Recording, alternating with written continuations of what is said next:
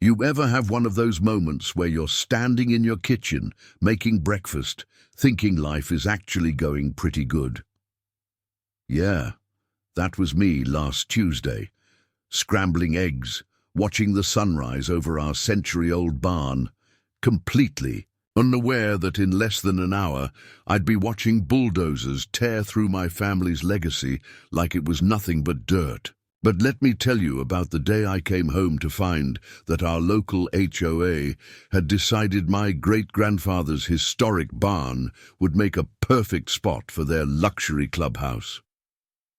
Before we jump back in, tell us where you're tuning in from, and if this story touches you, make sure you're subscribed, because tomorrow I've saved something extra special for you. I'm Sarah Mitchell, third-generation farmer, and apparently now the biggest thorn in Paradise Valley HOA's side.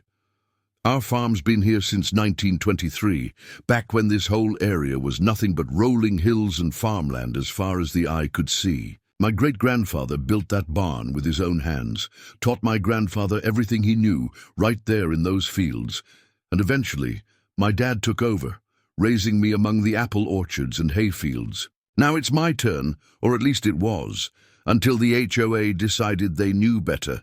You see, over the past decade, our little corner of rural America has been slowly surrounded by what I like to call the beige invasion.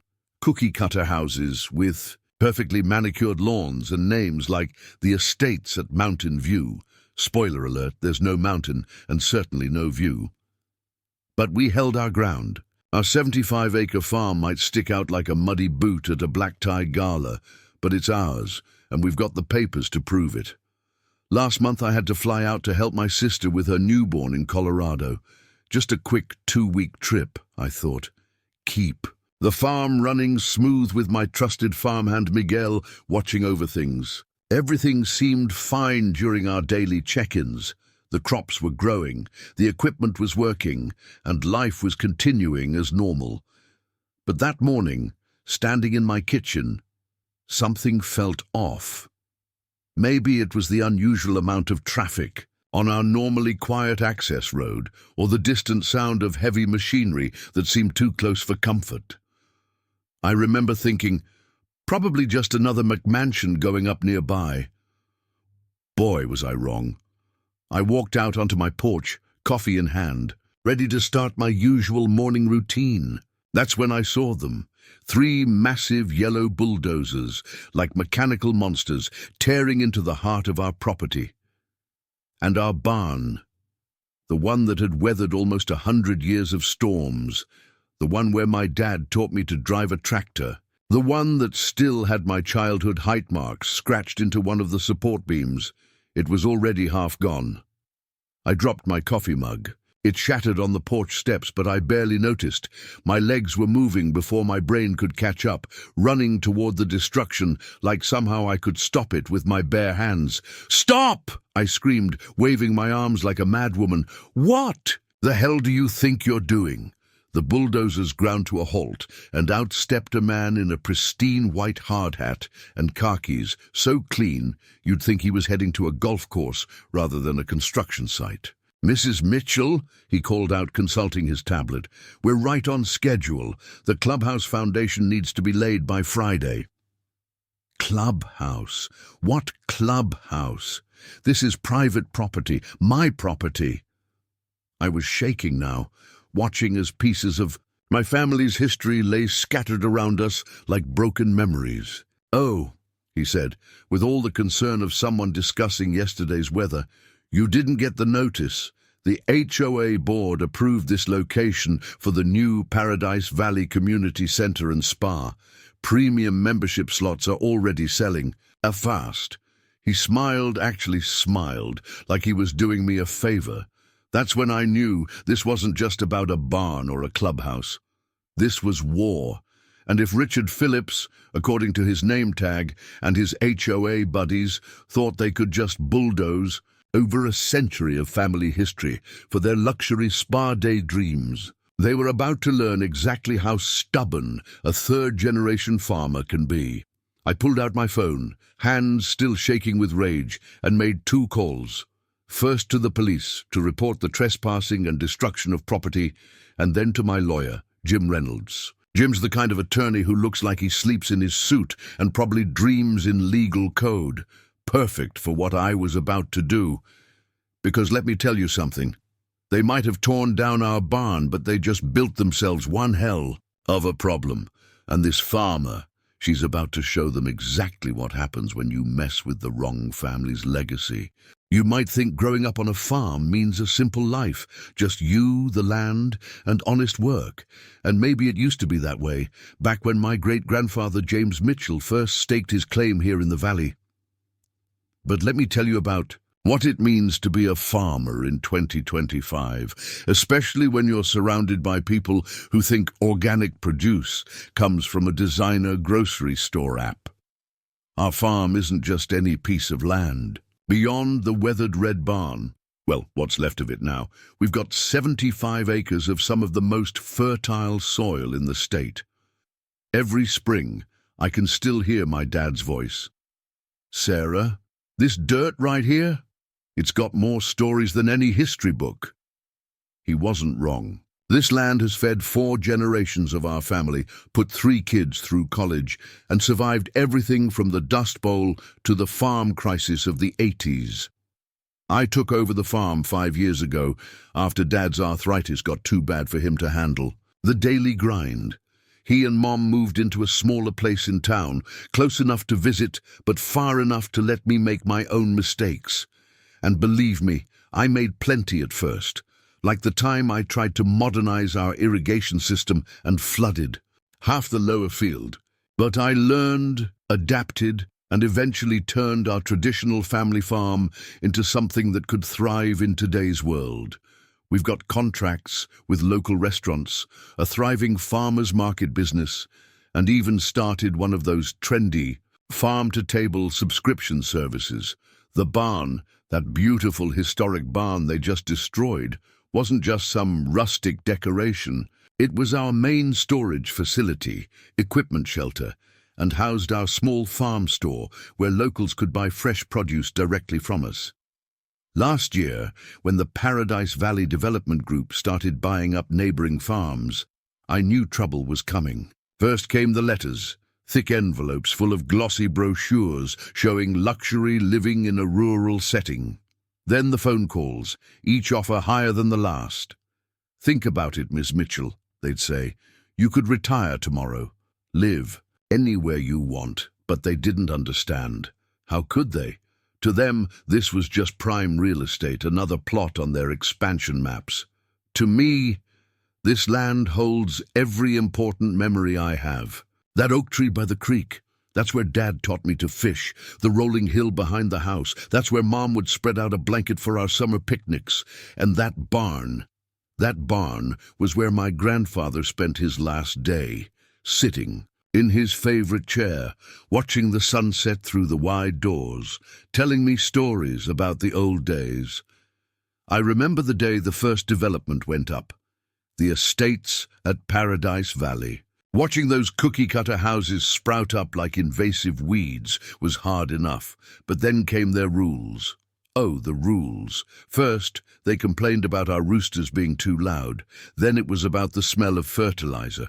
Never mind that. We were here first.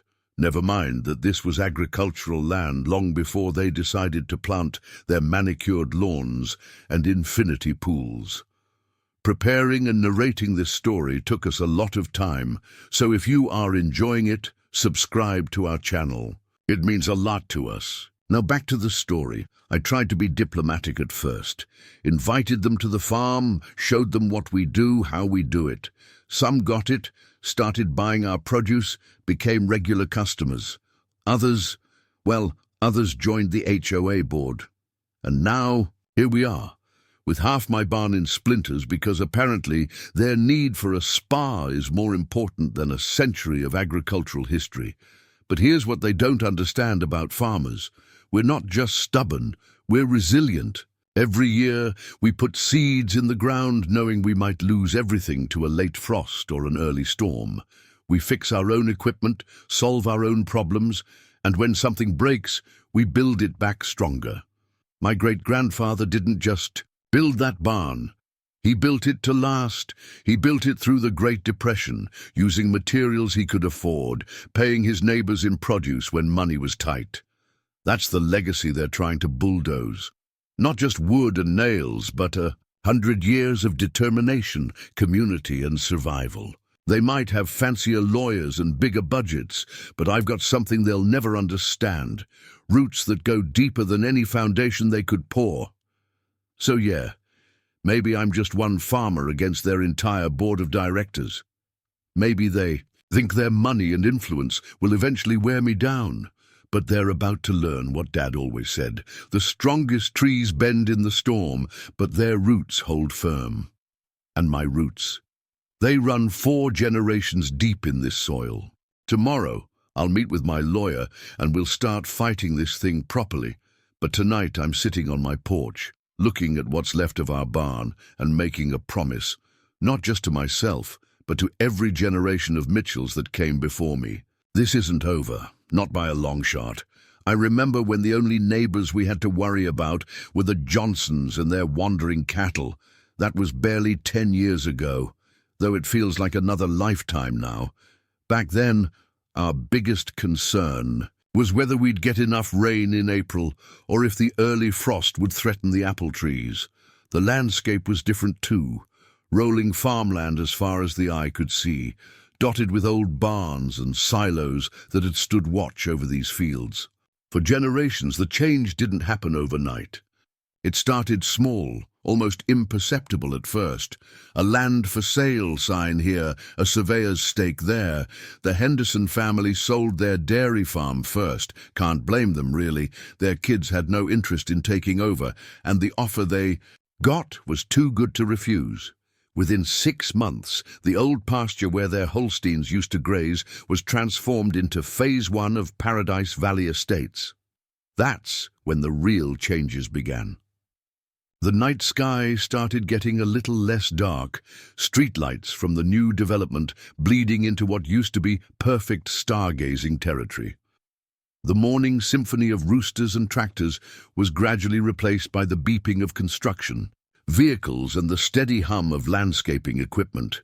Our quiet country road, once just a gravel path that saw maybe 10 cars a day, was paved and widened to accommodate the steady stream of SUVs and luxury sedans.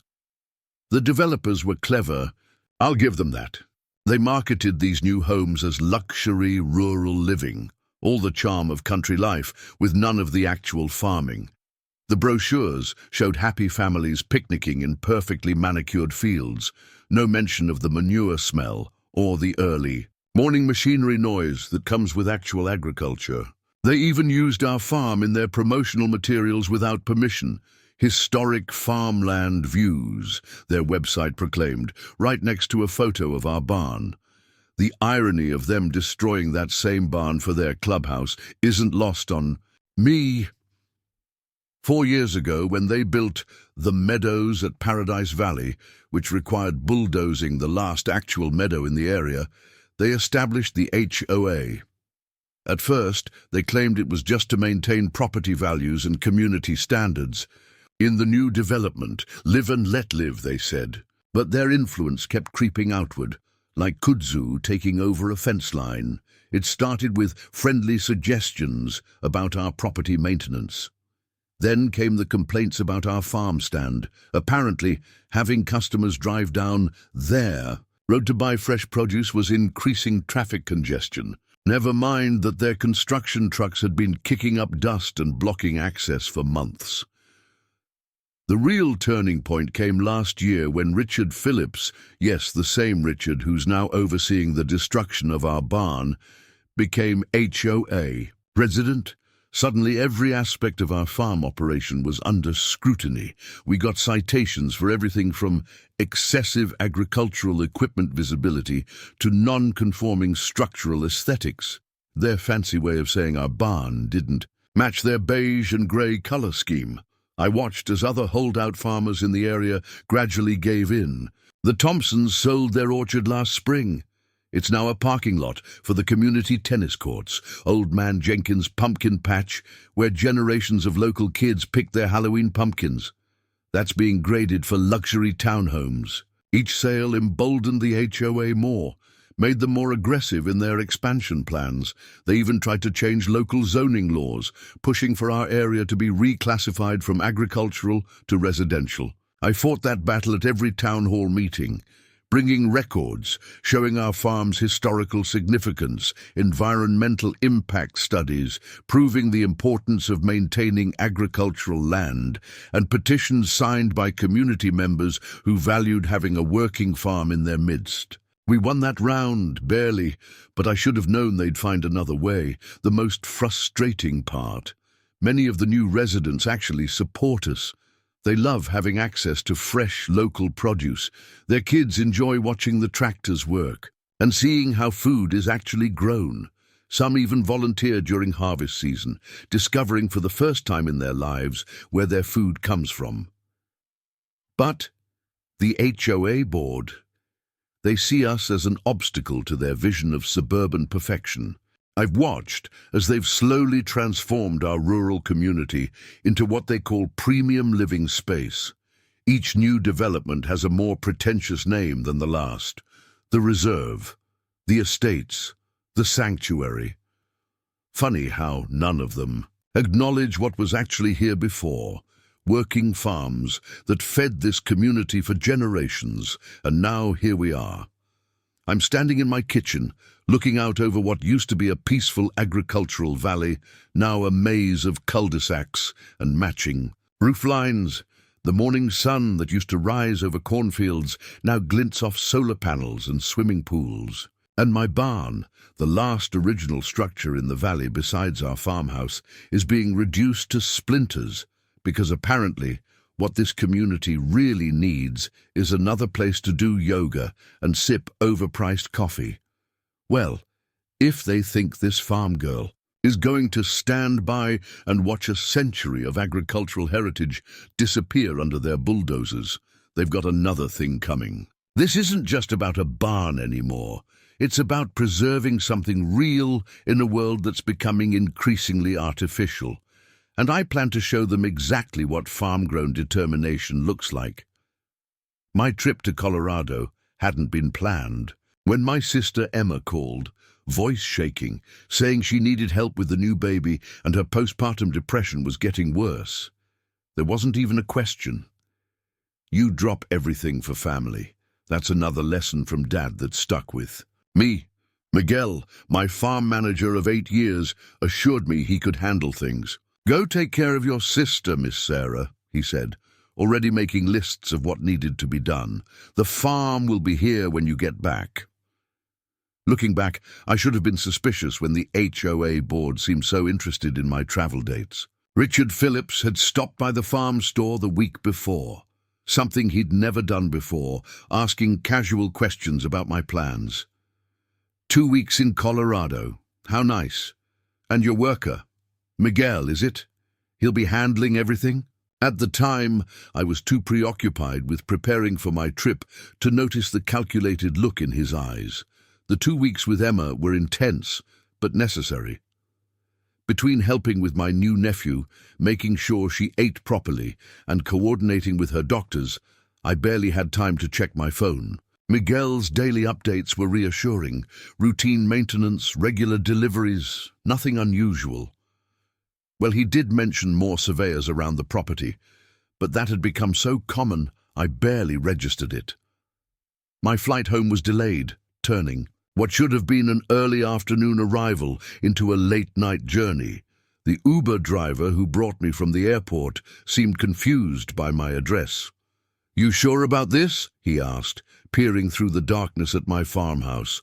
"Looks like there's construction or something going on back there." It was too dark to see much when I finally got home, just vague shadows where familiar buildings should be.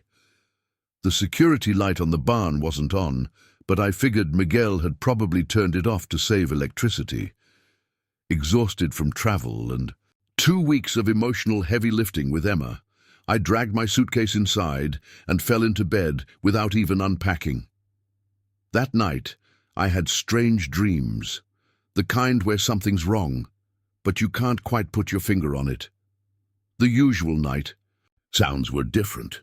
Instead of the gentle creaking of the barn's weather vane, I heard the clink of metal on metal, the low rumble of engines being started and stopped. But dreams are dreams, and I pushed them aside. Morning came with its usual chorus of birdsong, but something else was off. The quality of the light through my bedroom window was different, brighter somehow, as if something that usually blocked the early sun was gone. I went through my morning routine on autopilot, coffee maker on, feed the cats, check the weather app for the day's forecast. Standing in my kitchen, I noticed more unfamiliar sounds. Construction noise wasn't unusual these days, but it seemed closer than normal. Much closer. That's when my phone buzzed, a text from Miguel. "Miss Sarah, I tried to stop them. They came with papers, called the police, but they said it was legal. I'm so sorry." Coffee forgotten, I rushed to the back door. The morning sun, usually filtered through the barn's weathered walls, hit me full in the face. Where our barn had stood for nearly a century, there was now a growing pile of splintered wood and twisted metal.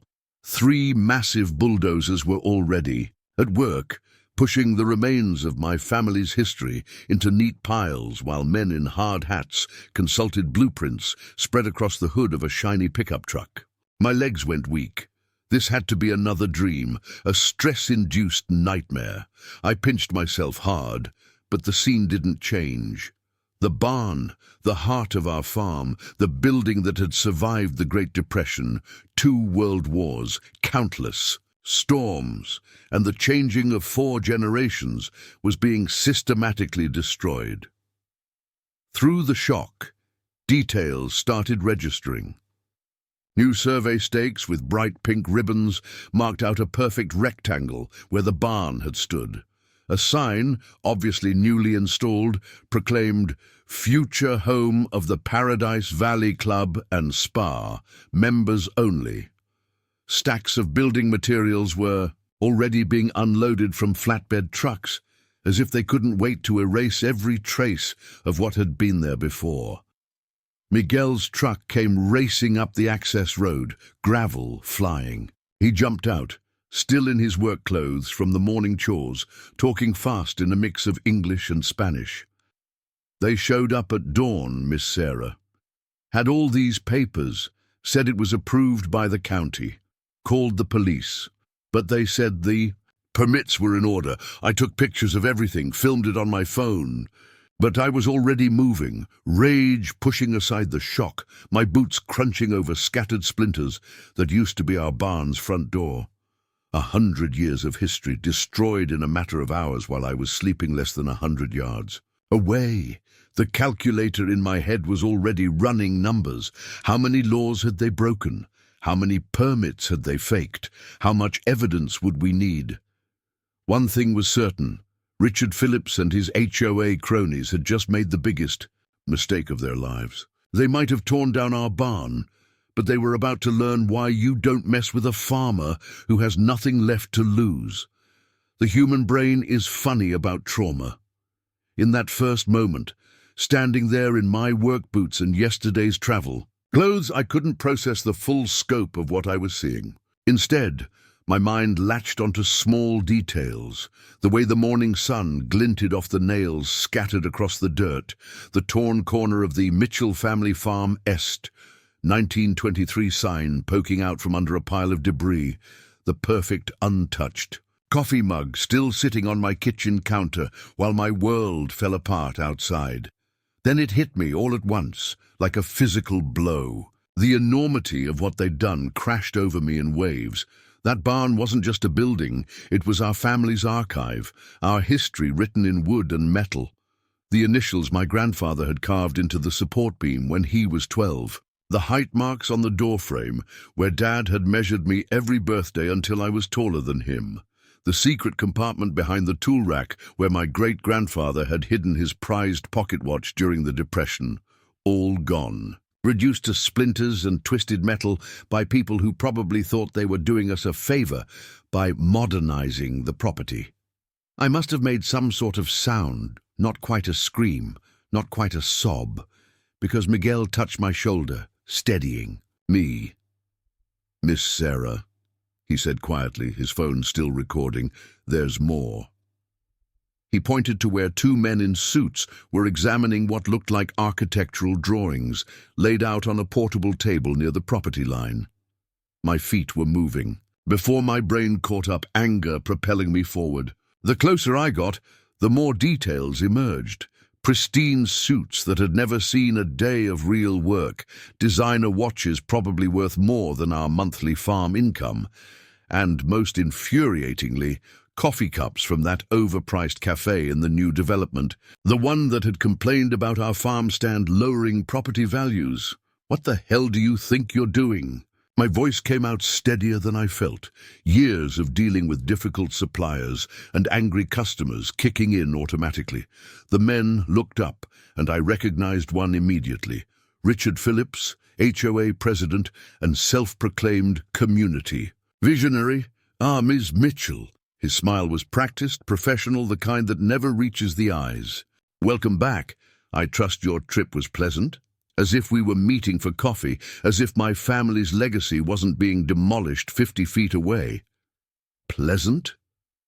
The word came out like a punch. "You destroyed our barn, a historic building, our property." Each sentence emerged, clipped, controlled, though my hands were shaking. Richard sighed, the sound so condescending it made my teeth ache. "Now, Sarah, may I call you Sarah?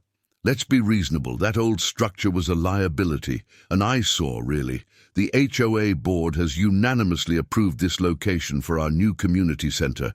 Just look at these plans." He gestured to the blueprints, and I saw red. Actually saw red, like in those old cartoons. The drawings showed a massive 3-story building, all glass and steel and modern angles, with a fancy spa, fitness center, and what looked like a rooftop pool. Where our barn had stood for a century, they planned to build a monument to excess. "This facility will increase property values throughout Paradise Valley," Richard continued, his voice taking on that artificial enthusiasm of a timeshare. "Salesman, as a long-time resident, you'll benefit tremendously. We're even prepared to offer you a lifetime membership." "Lifetime membership?" I cut him off, my voice dangerously quiet. Miguel, still filming, took a step back. He'd seen this tone before, usually right before I dealt with someone trying to cheat us on a contract. "Let me be very clear, Mr. Phillips. That barn was private property, my property. You had no right—" "Oh, but we did." His smile turned smug as he pulled out a folder. "Everything's in order. Permits, approvals, even an environmental impact study. The county signed off on everything last week. This is progress, Ms. Mitchell. You can't stand in the way of progress." I looked at the papers, then at the ongoing destruction behind him, then back at his self-satisfied face. In that moment, something inside me shifted. The shock and grief transformed into something harder, colder, more focused. This wasn't just about a barn anymore. This was about power, about right and wrong, about whether money and influence could simply erase a century of history. "Progress?" I said softly, pulling out my phone. "Let me show you some progress." I dialed my lawyer's number, holding Richard's gaze the whole time. "Jim, it's Sarah Mitchell. Remember when you said to call if the HOA ever crossed the line? Well, they just bulldozed it." I paused, watching Richard smile, falter slightly. "Bring everything, and Jim, call everyone. The Historical Society, the media, the Agricultural Preservation Board, everyone." I ended the call and took one step closer to Richard, close enough to see the first flicker of uncertainty in his eyes. "You want progress, Mr. Phillips? Well, you're about to see some, because this isn't over, not by a long shot." Behind us, the bulldozers continued their work, but the sound had changed in my ears. What had been the death knell of our barn now sounded like a call to battle. And I was ready to answer it. The Paradise Valley HOA office was exactly what you'd expect. A converted Victorian mansion painted in their signature beige, with perfectly manicured hedges and a sign that probably cost more than most people's. Monthly mortgage. I'd driven past it hundreds of times, but never gone inside. Farmers don't typically have much business with HOAs, at least they didn't used to. But today was different. After my confrontation with Richard at the demolition site, I'd spent 2 hours with Jim, my lawyer, documenting everything. "If we're going to fight this," he'd said, "we need to do it by the book. Every detail matters." So we photographed everything, collected debris samples, even took soil samples where hydraulic fluid from their bulldozers had leaked into my land. Now, armed with a thick folder of preliminary documentation and righteous anger, I was ready for round 2. The inside of the HOA office was even worse than the outside. Everything was beige on beige, with framed photos of their various developments covering the walls like hunting trophies. Each picture showed another piece of farmland, transformed into what they called luxury living spaces. I recognized most of them. The Thompson Dairy Farm, now lakeside villas. The lake was artificial, of course. The old Rodriguez orchard, now the Peaks, despite being on completely flat land. The receptionist, a young woman whose name tag read Madison, looked up from her computer with the kind of smile that's practiced in front of mirrors. "Welcome to Paradise Valley Home." "I need to see the board," I interrupted, probably more sharply than necessary.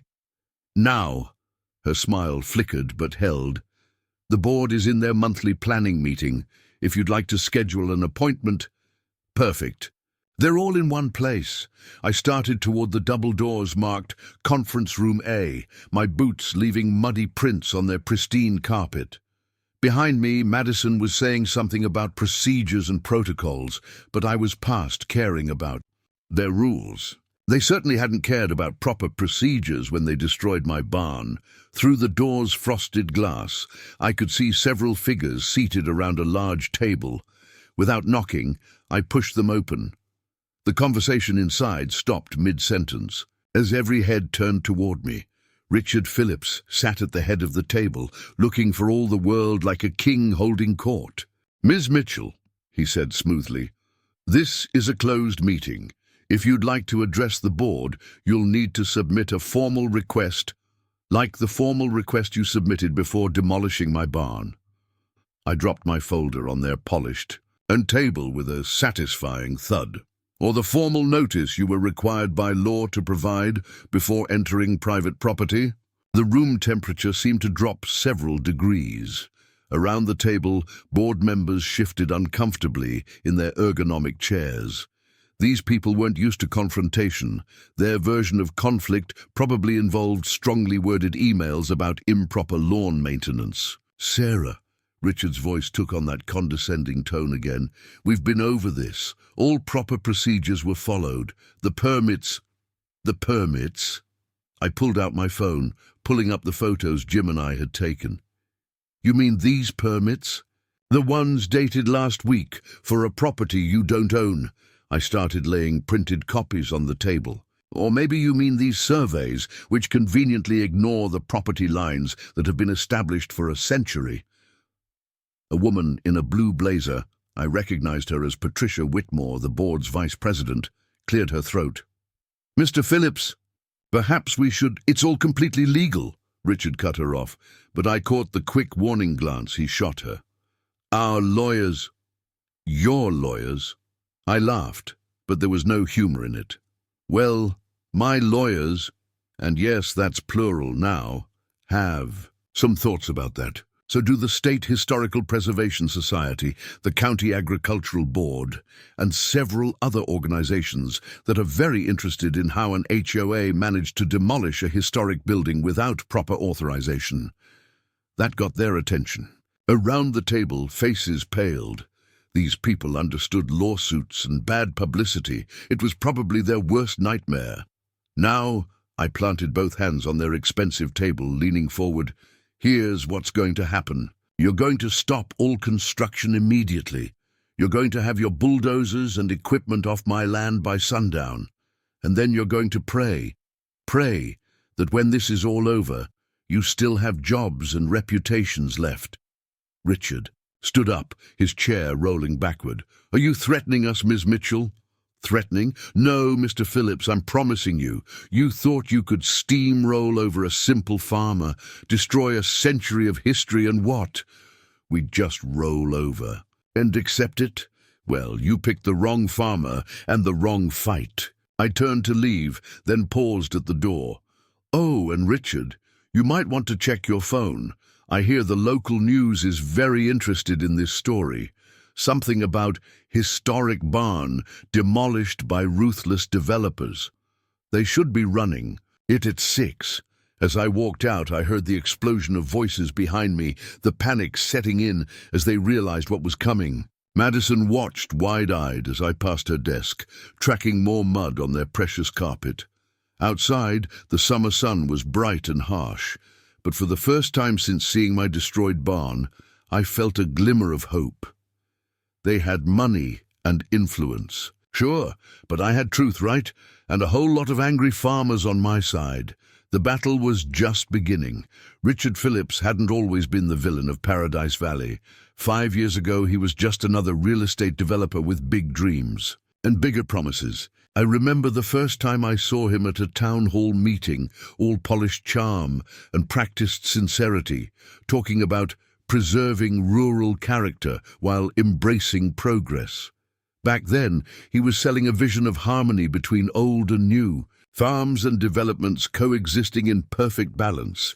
What a load of manure that turned out to be. I did my research after leaving the HOA office that day. Turns out, Richard's track record was a masterclass in community destruction, masked as improvement.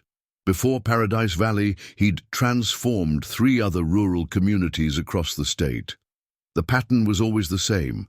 Start with promises of sustainable development, gradually push out existing residents, then rebuild everything in his own sterile image. His rise to HOA president was equally calculated. First, he bought several properties in the new developments, establishing himself as a concerned resident. Then came the community initiatives, all carefully designed to appeal to the nouveau rural crowd. Farmers' markets, but not actual farms, country-style aesthetics, but nothing actually agricultural, and rustic charm, carefully regulated and sanitized, of course. The more I dug, the clearer the picture became. Paradise Valley wasn't his first rodeo, it was just his most ambitious project yet. I found articles about his previous developments. Green Meadows Community Controversy, where an historic apple orchard was paved over for a shopping center. Riverside Heights Dispute, where 4th-generation farmers were pressured out through arbitrary rule changes and strategic property acquisitions. But the most interesting thing I discovered? Richard Phillips wasn't even his real name, at least not originally. Before 2015, he was Richard Phillipson, a failed hedge fund manager with a string of SEC investigations behind him. He'd reinvented himself as a community developer, shortened his name, and started his march through rural America, one farm at a time. I learned all this while sitting in Jim's office, watching his paralegal Mary dig through public records. "Look at this," she said, pulling up another document. "Every development follows the same pattern. First, they establish the HOA. Then they start adding amendments to the bylaws, each one giving them more control. By the time people realize what's happening, it's too late." The man was meticulous, I'll give him that. Every move was legally defensible, carefully documented, and wrapped in layers of corporate protection. But he'd made one crucial mistake with our farm. He'd gotten impatient. Maybe it was because we were the last holdout in his perfect planned community. Maybe his investors were pressuring him for results. Whatever the reason, he'd finally overplayed his hand. "The thing about men like Richard," Jim said, leaning back in his chair, "is they're used to people giving up. They push and push, using money and bureaucracy as weapons until folks just get tired of fighting. But they don't know what to do when Someone pushes back, and push back we would. The more we learned about Richard's operation, the more determined I became. This wasn't just about my barn anymore. It was about stopping a systematic destruction of rural communities, about standing up to someone who'd made a career out of bullying people off their land. That evening, I sat on my porch, watching the sunset paint the sky in colors no HOA-approved palette could match. The empty space where our barn had stood felt like an open wound, but now I understood it was just one symptom of a much larger disease. Richard Phillips wasn't just a pompous HOA president. He was a professional community destroyer, hiding behind bylaws and property values while he erased generations of history. I pulled out my notebook and started writing. Every interaction with Richard, every promise he'd made and broken, every subtle threat and implied consequence. I wrote about the other communities he'd transformed, the families displaced, the histories erased. By the time I finished, I had pages of notes and a clearer picture of what we were really fighting. My phone buzzed, a text from Miguel. He'd been talking to other farm workers in the area, spreading the word about what happened to our barn. The response was immediate and overwhelming. Farmers might compete at the market, but we stick together when threatened. Already there were offers of help, equipment, legal funds, whatever we needed.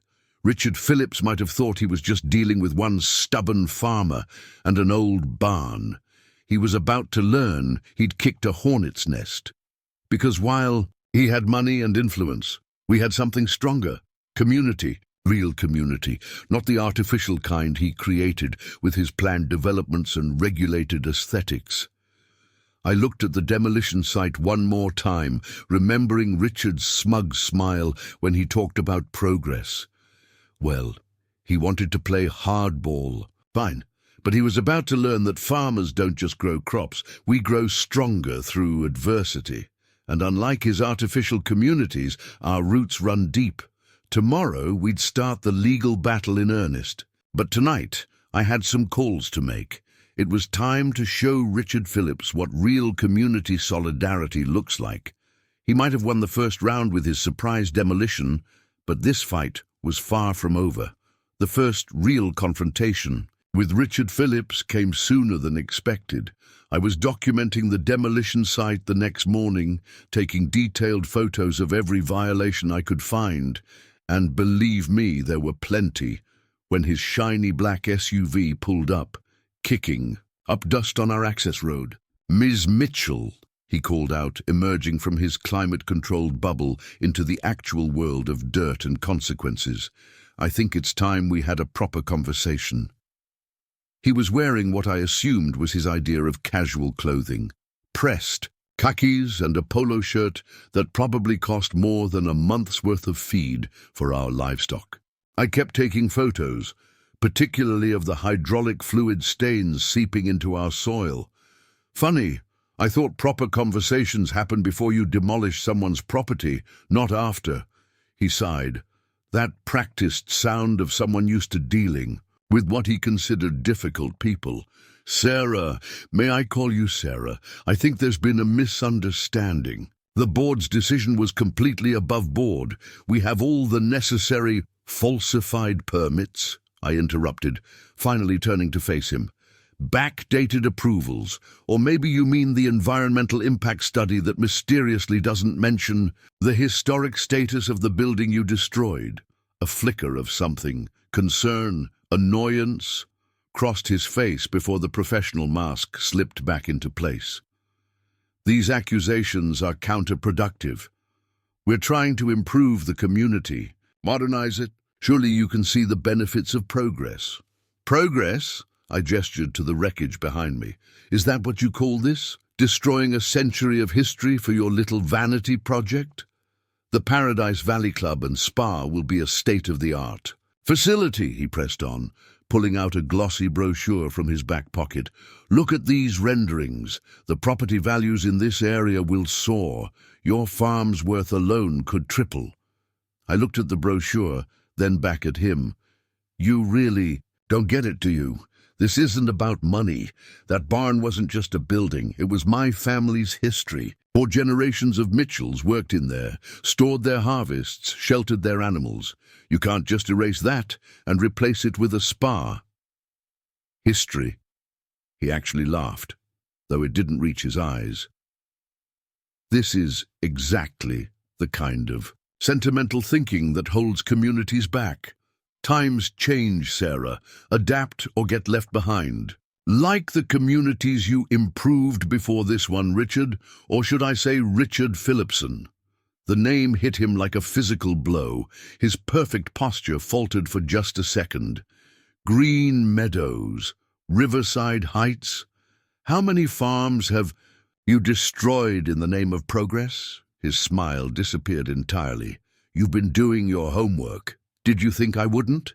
That I'd just roll over like all the others? Accept your insulting offers and slink away while you turn another piece of living history into a soulless playground for your wealthy clients?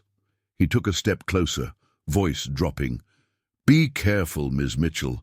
Legal battles are expensive, time-consuming, stressful. The smart play here is to accept the inevitable. Take the compensation we're offering, maybe even join the board. We could use someone with your local perspective. I matched his step, closing the distance between us. Is that what you told the Thompsons before you paved over their orchard? Or the Rodriguez family before you turned their farm into your precious Peaks development? Those were mutually beneficial arrangements, he said stiffly. Really? Because I talked to Carlos Rodriguez yesterday. Funny how your mutual benefits left his family with barely enough to start over while you made millions on the development. His facade cracked just slightly. The free market isn't free when you're manipulating it. I cut him off. But here's what's really going to happen, Richard. You're going to learn what it means to face someone who won't be bought, bullied, or pushed aside. Someone who has documentation of every corner you've cut, every rule you've bent, every fake permit you've filed. Are you threatening me? His voice had lost its smooth, professional tone. Threatening? No. I'm promising you a fight, one that's going to expose exactly how you operate, how you destroy communities while pretending to improve them. How you profit from erasing history. He stepped back, straightening his polo shirt like armor. You're making a mistake, Ms. Mitchell, a very expensive mistake. No, Richard, you made the mistake. You thought you could treat my farm like another entry in your portfolio. But this land, these people, this history, it's not just property to be developed. It's a legacy to be protected. He turned to leave, then paused. For what it's worth, I did try to do this the easy way. No, I called after him as he retreated to his SUV. You did it the way you always do it, thinking money and influence could override right and wrong. But you picked the wrong farm and time, and the wrong farmer. As his SUV disappeared in a cloud of dust, I looked back at the destruction site. Our barn was gone, yes, but something else had taken its place. A determination that went deeper than any foundation they could pour. Richard Phillips had just declared war, thinking he was fighting one small farmer. He was about to learn just how wrong he was. I pulled out my phone and dialed Jim's number. Hey, it's Sarah. You're going to want to hear this conversation. And Jim, tell Mary to dig deeper into Richard's past. Something tells me we've just scratched the surface. By late afternoon, I was sitting in Jim's office, surrounded by stacks of documents that painted an even darker picture than we'd initially imagined. Mary, bless her tenacious soul, had spent the entire day digging through records, following paper trails, and connecting dots that Richard Phillips had tried very hard to keep separate. It's not just about the clubhouse, Mary explained, spreading out a series of interconnected documents across Jim's desk. The barn demolition was just phase 1 of a much bigger plan. She pointed to a series of property maps, each showing Paradise Valley at different stages of development. Our farm was highlighted in red on every single one, Jim leaned forward, adjusting his reading glasses. "Look at these dates," he said, tapping a stack of permit applications. "They've been planning this for years. The clubhouse is just the anchor. A point. Once that's established, they'll claim eminent domain for access roads, parking facilities, water management. They're trying to take the whole farm," I finished, the realization hitting me like a physical blow. "Piece by piece," Mary nodded grimly. "And it gets worse. We found similar patterns in all of Richard's previous developments. He starts with a small project, something controversial enough to get attention, but small enough to seem manageable. Then once that's established..." She pulled out more documents showing the fate of other farms and rural properties that had faced Richard's particular brand of progress. In every case, the pattern was the same: a small initial project, followed by gradual expansion through various legal and quasi-legal means until the original owners were effectively forced out. "The clubhouse isn't meant to coexist with your farm," Jim explained, his usual jovial tone replaced with something darker. "It's meant to make farming impossible. Think about it. Members complaining about farm equipment noise during their yoga, classes, protests about fertilizer smells near their spa treatments, constant disputes about parking and access." My hands clenched into fists. "They're trying to regulate us out of existence." "Exactly," Mary confirmed. "And look at this." She pulled up a document on her computer, turning the screen so I could see it. "We found this buried in the county records. The HOA has already filed preliminary paperwork for Phase 2, a luxury residential and retail space that would require access through your south fields." The magnitude of what we were facing started to sink in. This wasn't just about a destroyed barn or an unwanted clubhouse. This was about the systematic elimination of everything my family had built over 4 generations. Richard Phillips wasn't just trying to build a spa. He was trying to erase us completely. "But here's where they messed up," Jim said. And I caught the first hint of a smile playing at the corners of his mouth. In their rush to start construction, they cut corners. Big corners.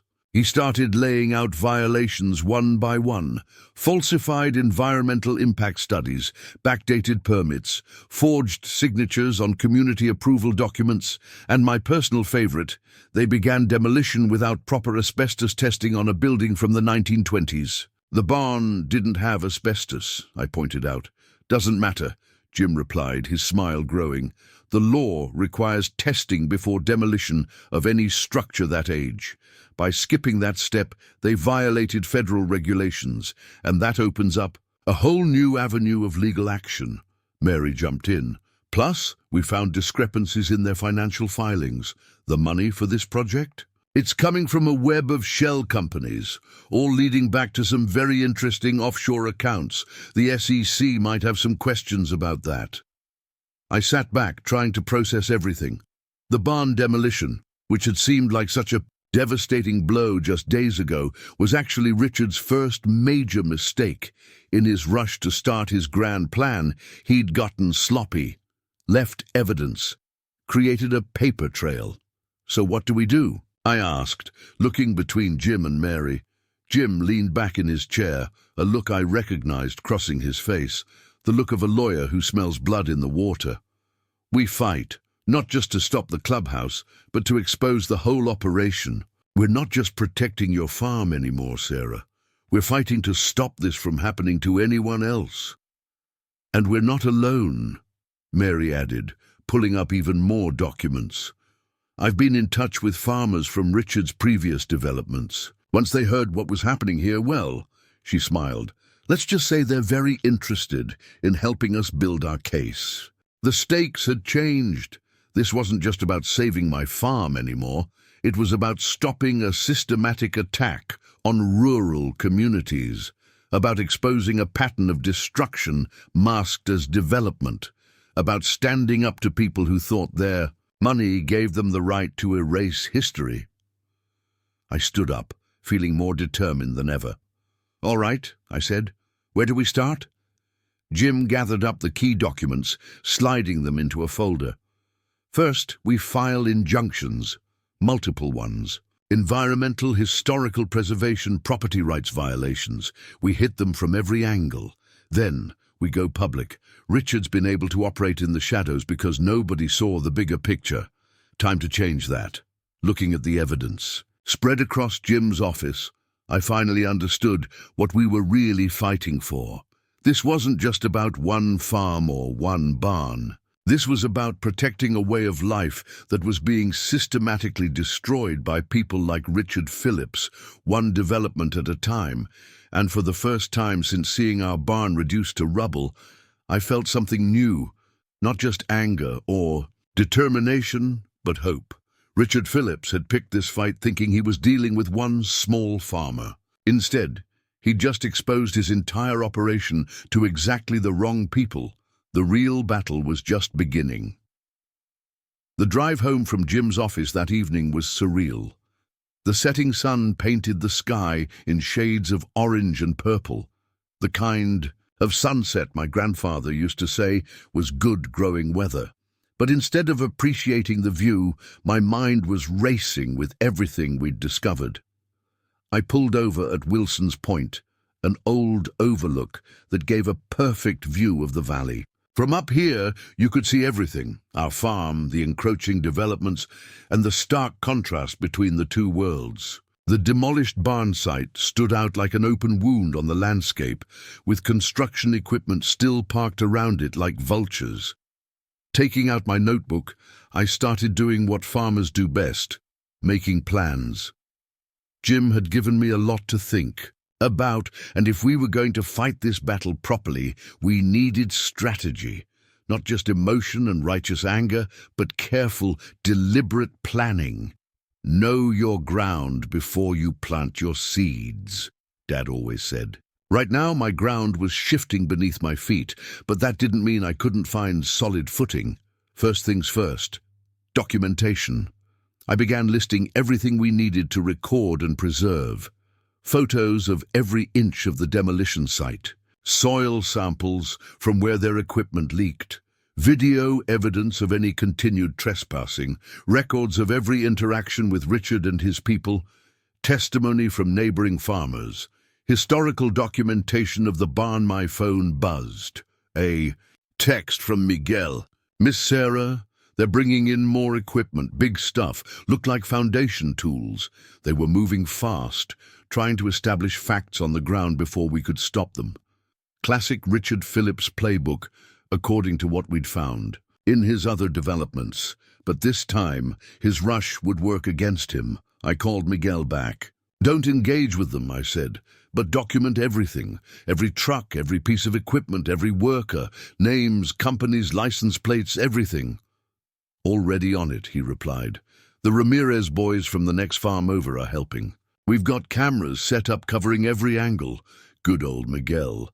He'd worked this land almost as long as I had, knew every inch of it.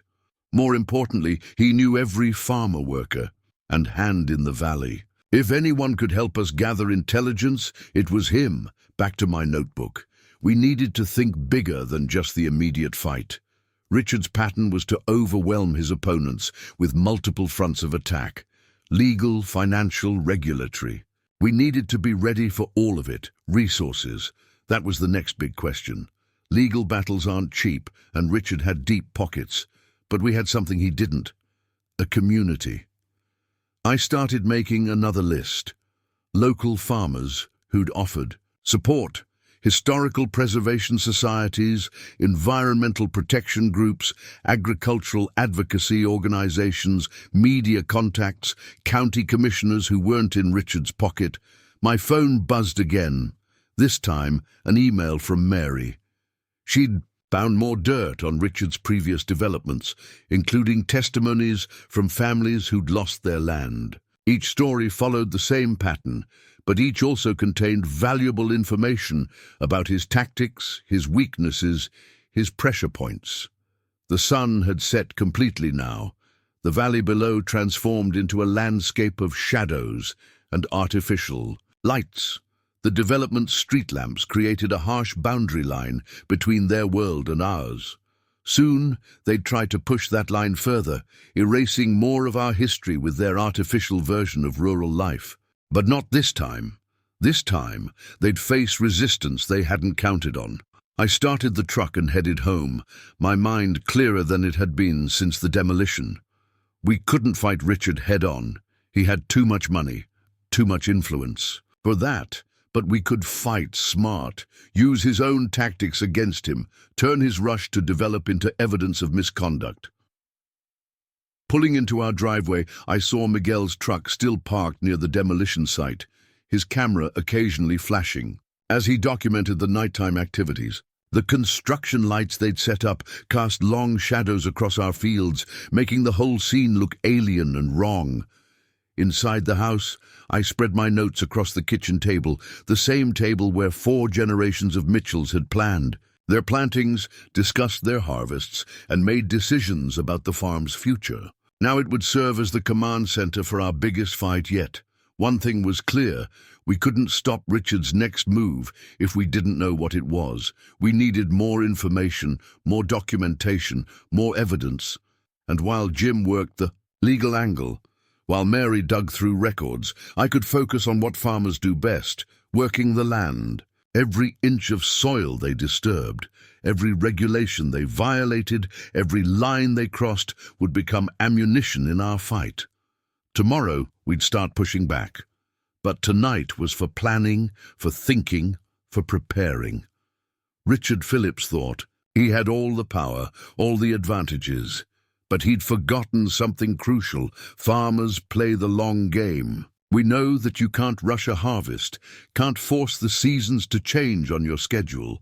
I looked out my kitchen window at the construction lights illuminating our violated land. "Enjoy your temporary victory," I muttered. Because what's coming next is going to be a whole different kind of harvest. The decision to go to war isn't made in a single dramatic moment. It's made in 100 small moments, each one adding fuel to a fire that's been building slowly but steadily. And on that third morning after the demolition, watching another convoy of construction vehicles rolling down our access road, I made my final decision. I was done playing defense. The morning started early, 4:30 a.m., same as every farm day. But instead of heading straight to the fields, I sat at my kitchen table with a fresh pot of coffee and every document we'd gathered so far. Photos of the demolition, Jim's legal briefs, Mary's research into Richard's past developments, and most importantly, our original property deeds dating back to 1923. Miguel arrived just before sunrise, carrying a box of fresh pastries from his wife Maria's kitchen. "Thinking fuel," he called it, setting them next to my coffee. He took one look at my face and nodded. "Today's the day?" "Today's the day," I confirmed, pushing a stack of papers his way. "I need you to gather everyone. All the hands, all the neighboring farmers who've offered help. Meeting in the old storage barn at noon." He grinned. "Already done. Word's been spreading since yesterday. Even old Johnson's coming, and you know how he feels about meetings." That made me smile. Bill Johnson hadn't left his farm for a meeting since the county tried to rezone agricultural land back in '98. If he was coming, the whole farming community was mobilizing. The morning passed in a blur of preparation. I made calls to every contact. Jim and Mary had given us environmental groups, historical preservation societies, agricultural rights organizations. Each conversation added another piece to our battle plan. By noon, the old storage barn was packed. Farmers in work clothes sat on hay bales and leaned against walls, their faces showing various degrees of concern and determination. These weren't just neighbors. They were fellow soldiers in what was about to become a very public fight. First off, I began, standing before them. "Thank you for coming. What happened to our barn isn't just about us. It's about every farm in this valley, every piece of history we've built here, every future we're trying to preserve." I laid out everything we'd discovered: Richard's pattern of development, his methods of forcing farmers out, his plans for turning the entire valley into his version of luxury rural living. They think they can outlast us, I continued, outspend us, overwhelm us with lawyers and paperwork until we give up. But they don't understand what they're really fighting. Bill Johnson spoke up from his corner. Damn right they don't. My granddaddy fought the bank during the Depression to keep our land. My daddy fought the developers in the 80s. Now it's our turn. Heads nodded around the barn. Every family here had similar stories, generations of fighting to preserve their way of life. I pulled out the battle plan I'd spent the morning developing. We fight on 3 fronts, I explained, legal, public, and practical. Jim's handling the legal side, injunctions, permits, violations. Mary's building the case against Richards. Whole operation, but the public fight, the practical resistance, that's where we come in. The plan was comprehensive. Documentation teams to record every violation, protest schedules to maintain constant presence at the construction site, media outreach to tell our story. But most importantly, a show of community. Solidarity that would make Richard's luxury community promises ring hollow. They want to build a spa where generations of farmers worked the land, I said. Fine. Let's show everyone exactly what they're destroying. Let's make sure every potential buyer, every investor, every county commissioner knows the real cost of Richard's progress. The meeting lasted 2 hours. By the end, we had committees formed, schedules made, responsibilities assigned. This wasn't just angry farmers with pitchforks. This was organized resistance. As people filed out, Miguel stayed behind. You know they'll fight back, he said quietly. Richard Phillips isn't going to just give up. Counting on it, I replied, gathering up the papers. Every move he makes against us now is just more evidence for our case. More proof of exactly who he is and what he's doing to communities like ours. Looking out the storage barn's door, I could see the construction site where our historic barn had stood. They'd brought in more equipment today, earth movers, foundation, forms, all the tools needed to erase our history and replace it with their sanitized version. But they'd made a crucial mistake. They thought destroying the barn would break our spirit, make us give up. Instead, they'd given us something more powerful than any building. They'd given us a cause, a reason to fight not just for our farm, but for every farm, every piece of history they threatened. I pulled out my phone and dialed Jim's number. We're ready, I said when he answered. Tell Mary to release everything she's found, all of it. It's time to show Richard Phillips exactly what he's started.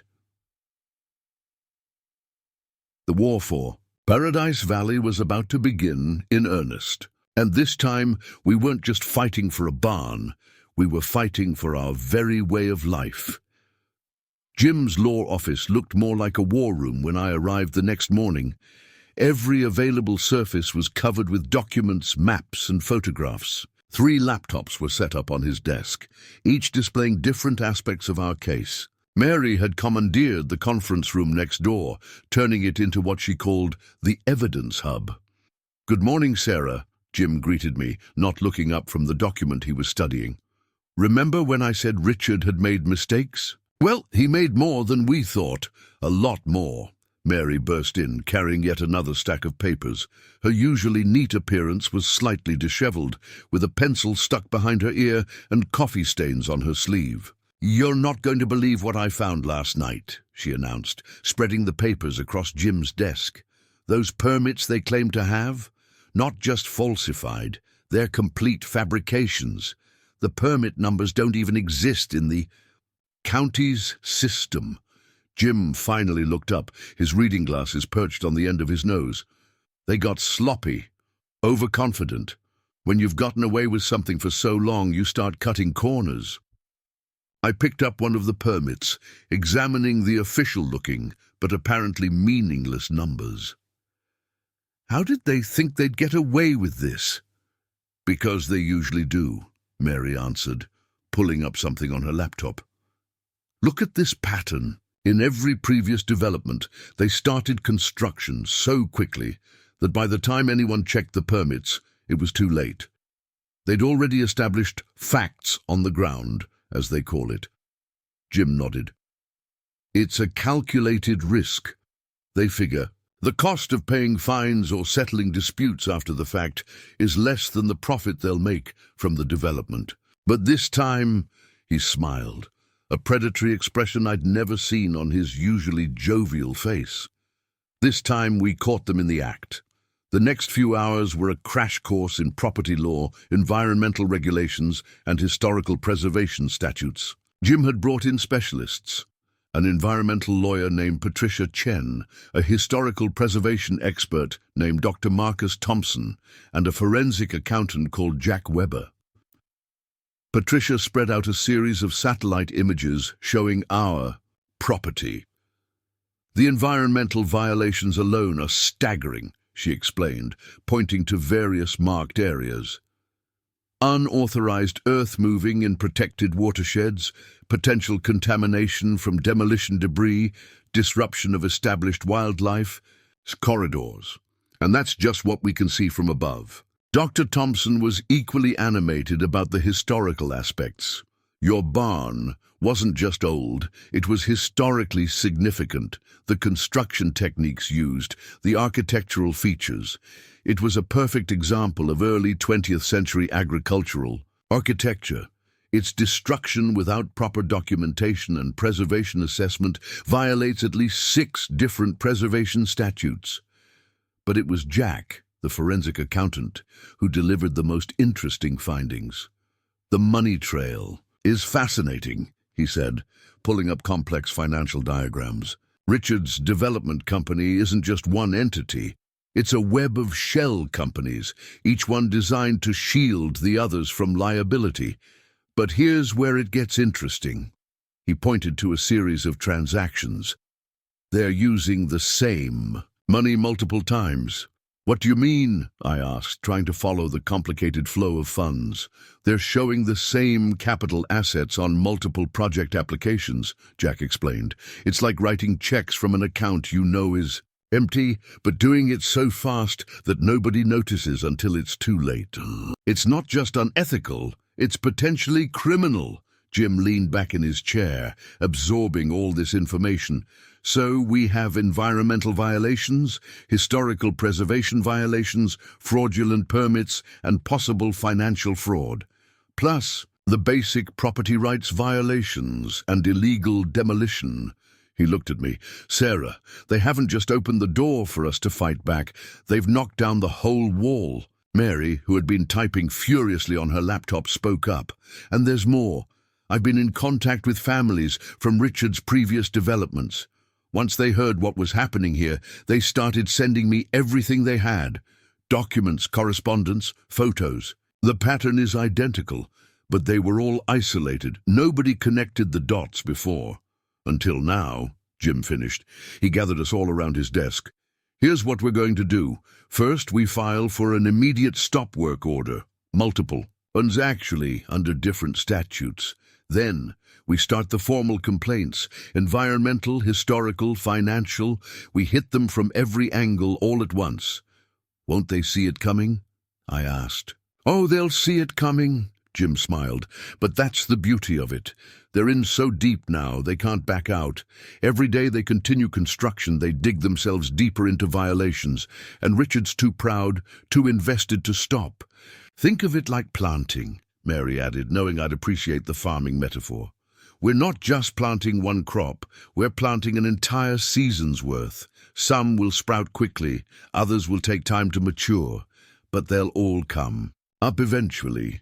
Looking at the evidence spread across the office, I felt something I hadn't experienced since seeing our barn demolished. Hope, real solid hope, backed by expertise and evidence. What do you need from me? I asked. Keep doing what you're doing, Jim replied. Document everything. Rally the community. Be the face of this fight. We'll handle the legal battles, but the public needs to see what we're fighting for. They need to understand that this isn't just about one farm or one barn. It's about protecting something valuable from people who only see dollar signs. I nodded, gathering my notes and standing to leave. We're not just fighting to stop them anymore, are we? I asked. We're fighting to expose everything they've done. Exactly, Jim confirmed. Richard Phillips thought he could bury your barn under his development. Instead, he's about to find out he's buried his entire operation under the weight of his own corruption. The discovery phase of our investigation proved to be a goldmine of information that even Jim hadn't anticipated. Mary's relentless digging had opened up a Pandora's box of Richard Phillips' misdeeds, and each new piece of evidence painted an increasingly damning picture. I spent that entire week dividing my time between running the farm and helping with the investigation.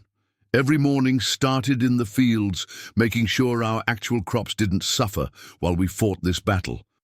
But by afternoon, I was back at Jim's office, poring over documents and connecting dots that Richard had tried very hard to keep separate. "Look at this," Mary called out one afternoon, waving a stack of papers she'd just printed. "I found the original architectural plans for the clubhouse, the ones they filed with the county. They're completely different from what they're actually building." Jim adjusted his reading glasses, examining the documents. The filed plans show a single-story structure with minimal impact on the surrounding area. But these construction diagrams, he spread them out on the conference table. These show a 3-story complex with underground parking and extensive landscaping changes.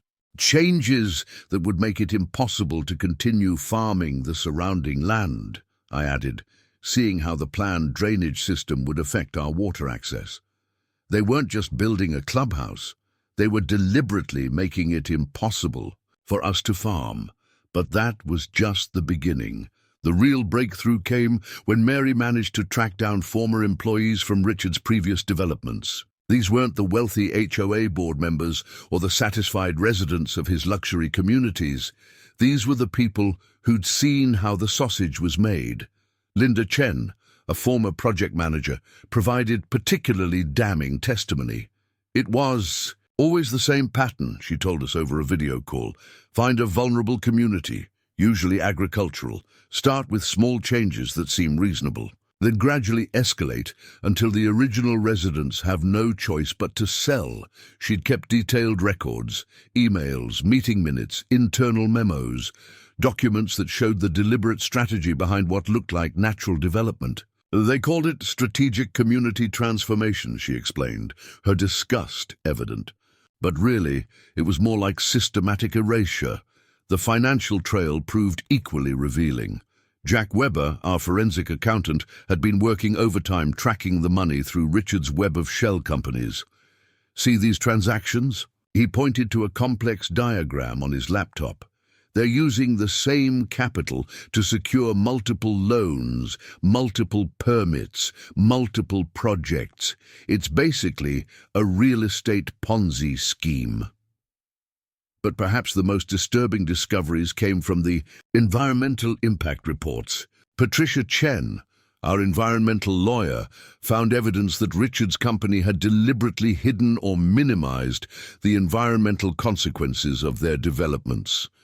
"They knew about the watershed impact," she explained, showing us satellite images of previous developments.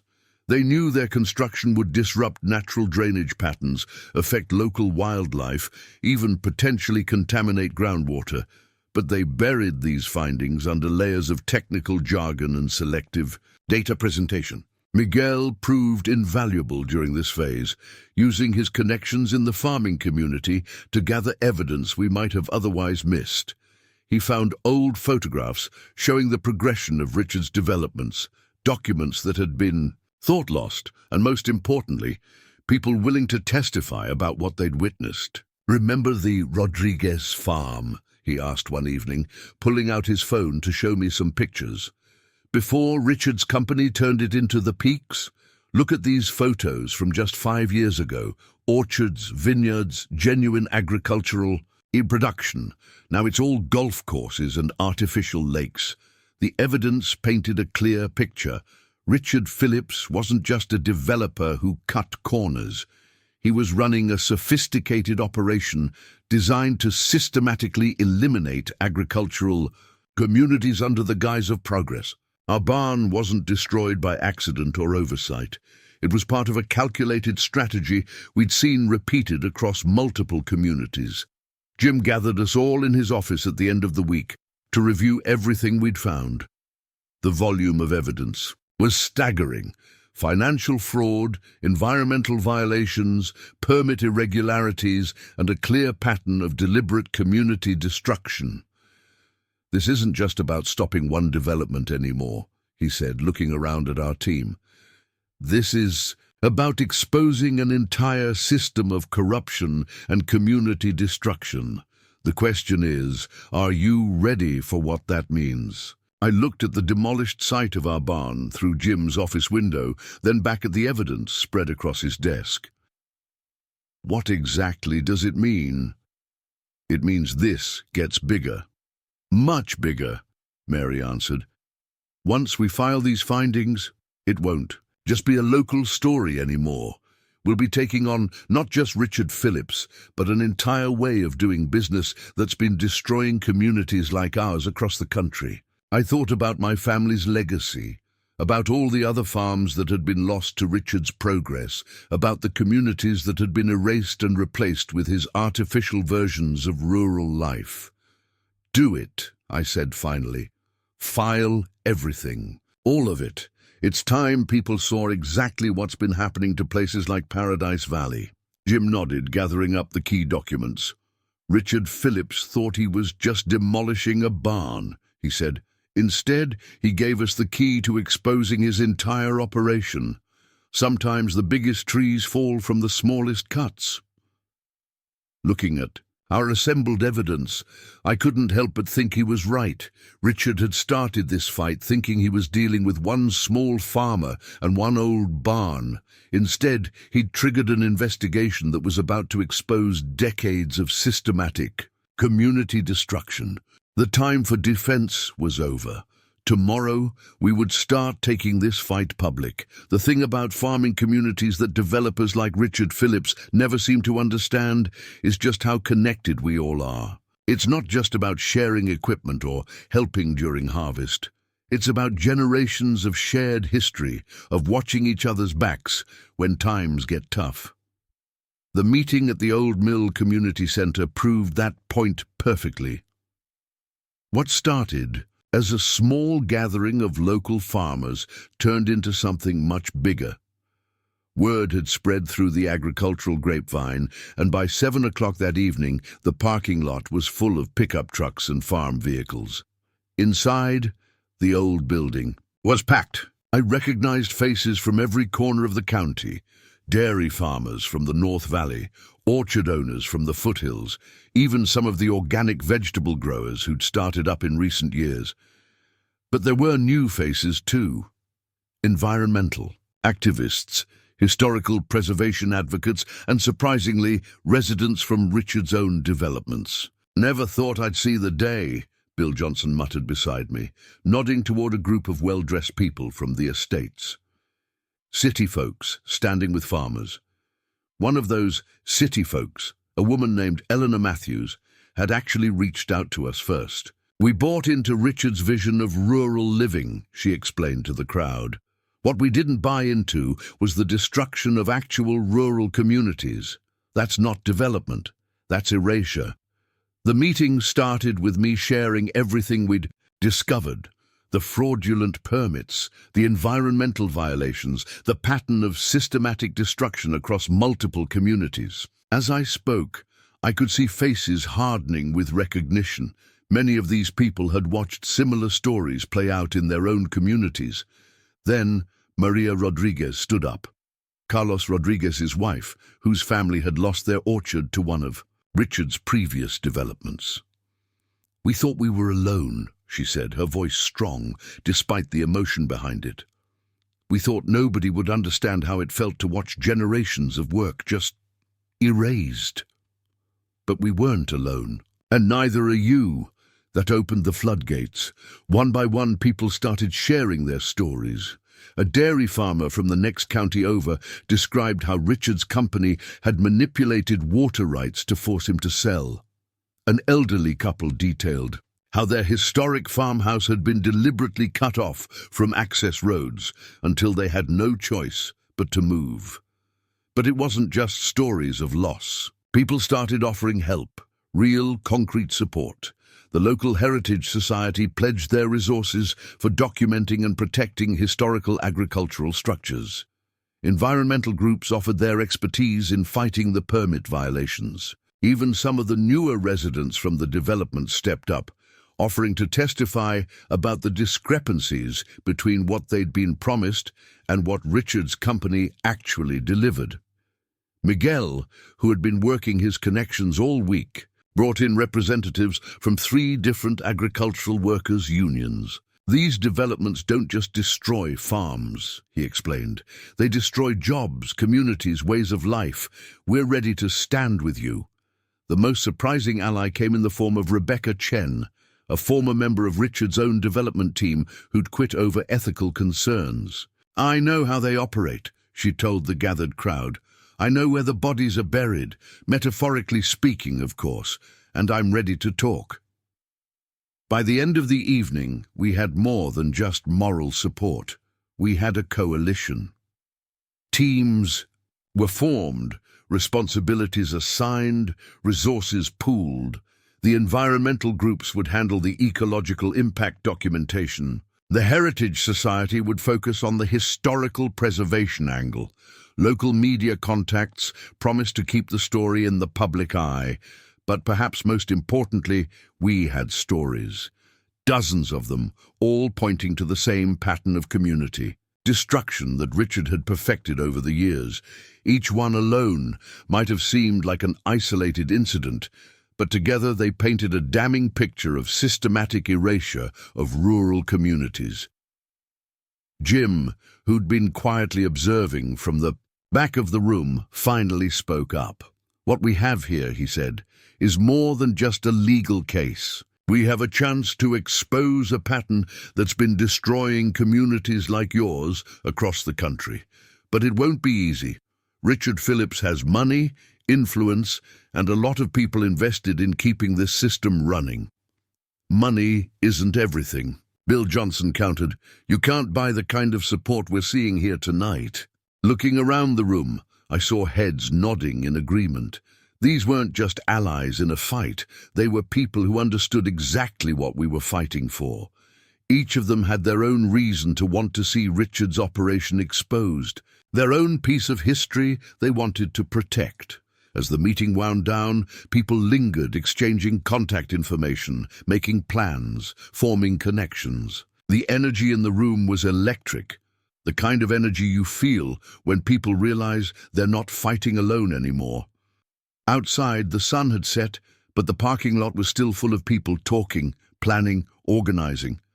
I stood on the old building steps, watching this impromptu community form. Richard Phillips thought he could divide and conquer, pick us off one by one until there was nothing left of the real Paradise Valley. Instead, he'd united us. Farmers, environmentalists, preservationists, even his own residents, all brought together by his attempts to destroy our community. As I watched people heading to their vehicles, still talking animatedly about plans and strategies, I couldn't help but smile. The war for Paradise Valley was about to enter a new phase, and this time, we weren't fighting alone. The morning we launched our counteroffensive started like any other farm day, early. But by sunrise, Operation Expose was in full swing, and it was anything but a normal day in Paradise Valley. I stood at the edge of our property, watching the now familiar convoy of construction vehicles approaching the demolished barn site. But today, they were in for a surprise. As the first truck reached our access road, it encountered something unexpected. A line of farm equipment parked along both sides, leaving just enough space for one vehicle to pass. Legal, but definitely inconvenient. "Morning," I called out, cheerfully to the frustrated drivers. Behind them, a line of construction vehicles was already backing up. Sorry about the tight squeeze. Agricultural equipment, you know. Can't move it until we finish our morning maintenance checks. Safety, regulations and all that. The lead driver got on his radio, presumably calling Richard. Good, that was exactly what we wanted. While they were dealing with this minor inconvenience, our real operation was already in motion. At the construction site, environmental inspectors from 3 different agencies were conducting surprise assessments. All perfectly legal, all triggered by the anonymous complaints our coalition had filed the previous week. They moved methodically across the site, documenting every violation, every cut corner, every non-compliant practice. Jim had advised us to keep everything strictly legal. We don't need to break any rules, he'd said. They're doing enough of that themselves. We just need to make sure every single violation is documented and reported. Miguel coordinated our documentation team, local farmers armed with cameras, and detailed checklists provided by our environmental and historical preservation experts. They photographed everything: soil disruption patterns, water runoff issues, improper waste disposal, even the exact positions of their equipment relative to our property lines. By mid-morning, Richard himself arrived, his shiny SUV looking out of place among the mud-splattered construction vehicles and farm equipment. I watched him take in the scene. The delayed construction vehicles, the inspectors meticulously documenting violations, the farmers photographing everything in sight. "Ms. Mitchell," he called out, striding toward me with that familiar forced smile. "What exactly do you think you're accomplishing here?" "Following the law, Mr. Phillips," I replied pleasantly. "Just like you claim to be doing. Those are environmental inspectors, by the way. Turns out quite a few people are interested in how you're handling the demolition waste. Something about watershed protection regulations?" His smile faltered slightly. "We have all the necessary permits."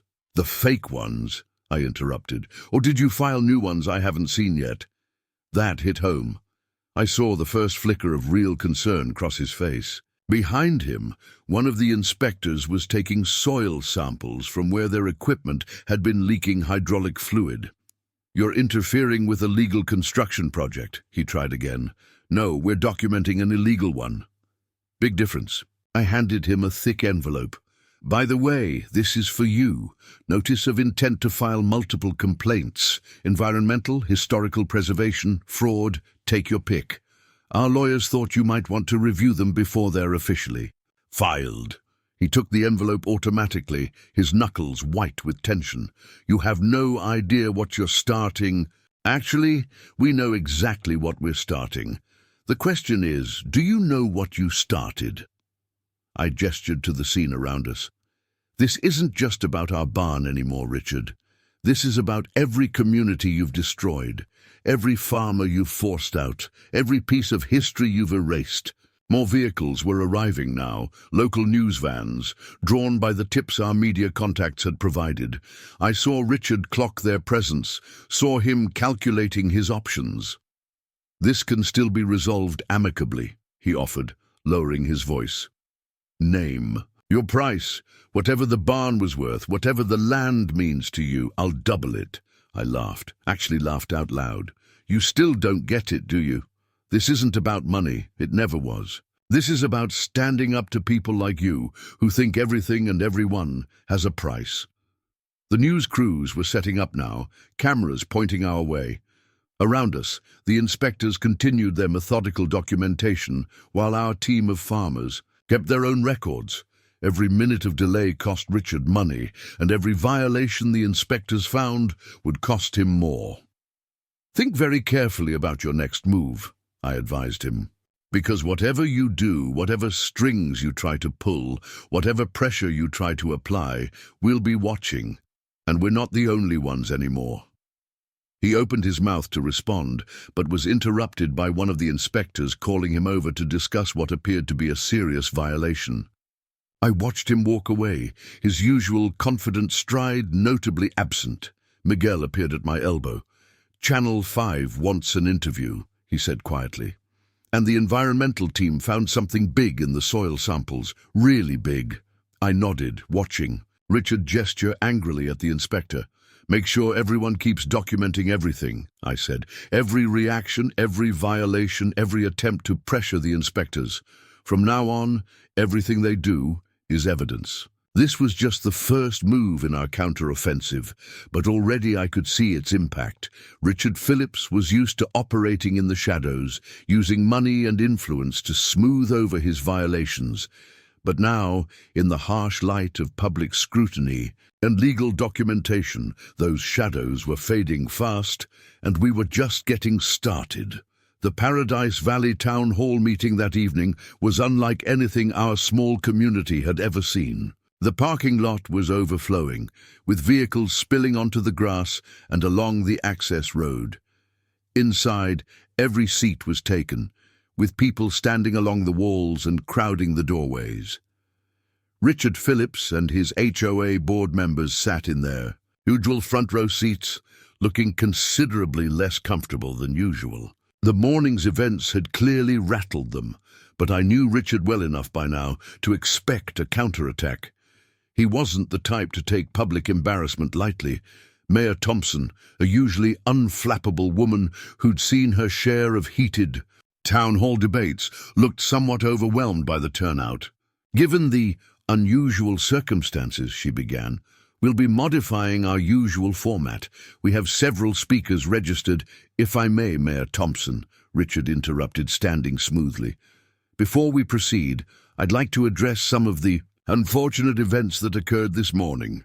Here it comes, I thought. Richard's specialty, spinning a narrative before the truth could get in the way. "What we witnessed today was a deliberate attempt to obstruct legitimate development," he continued, his voice carrying that practiced tone of reasonable concern.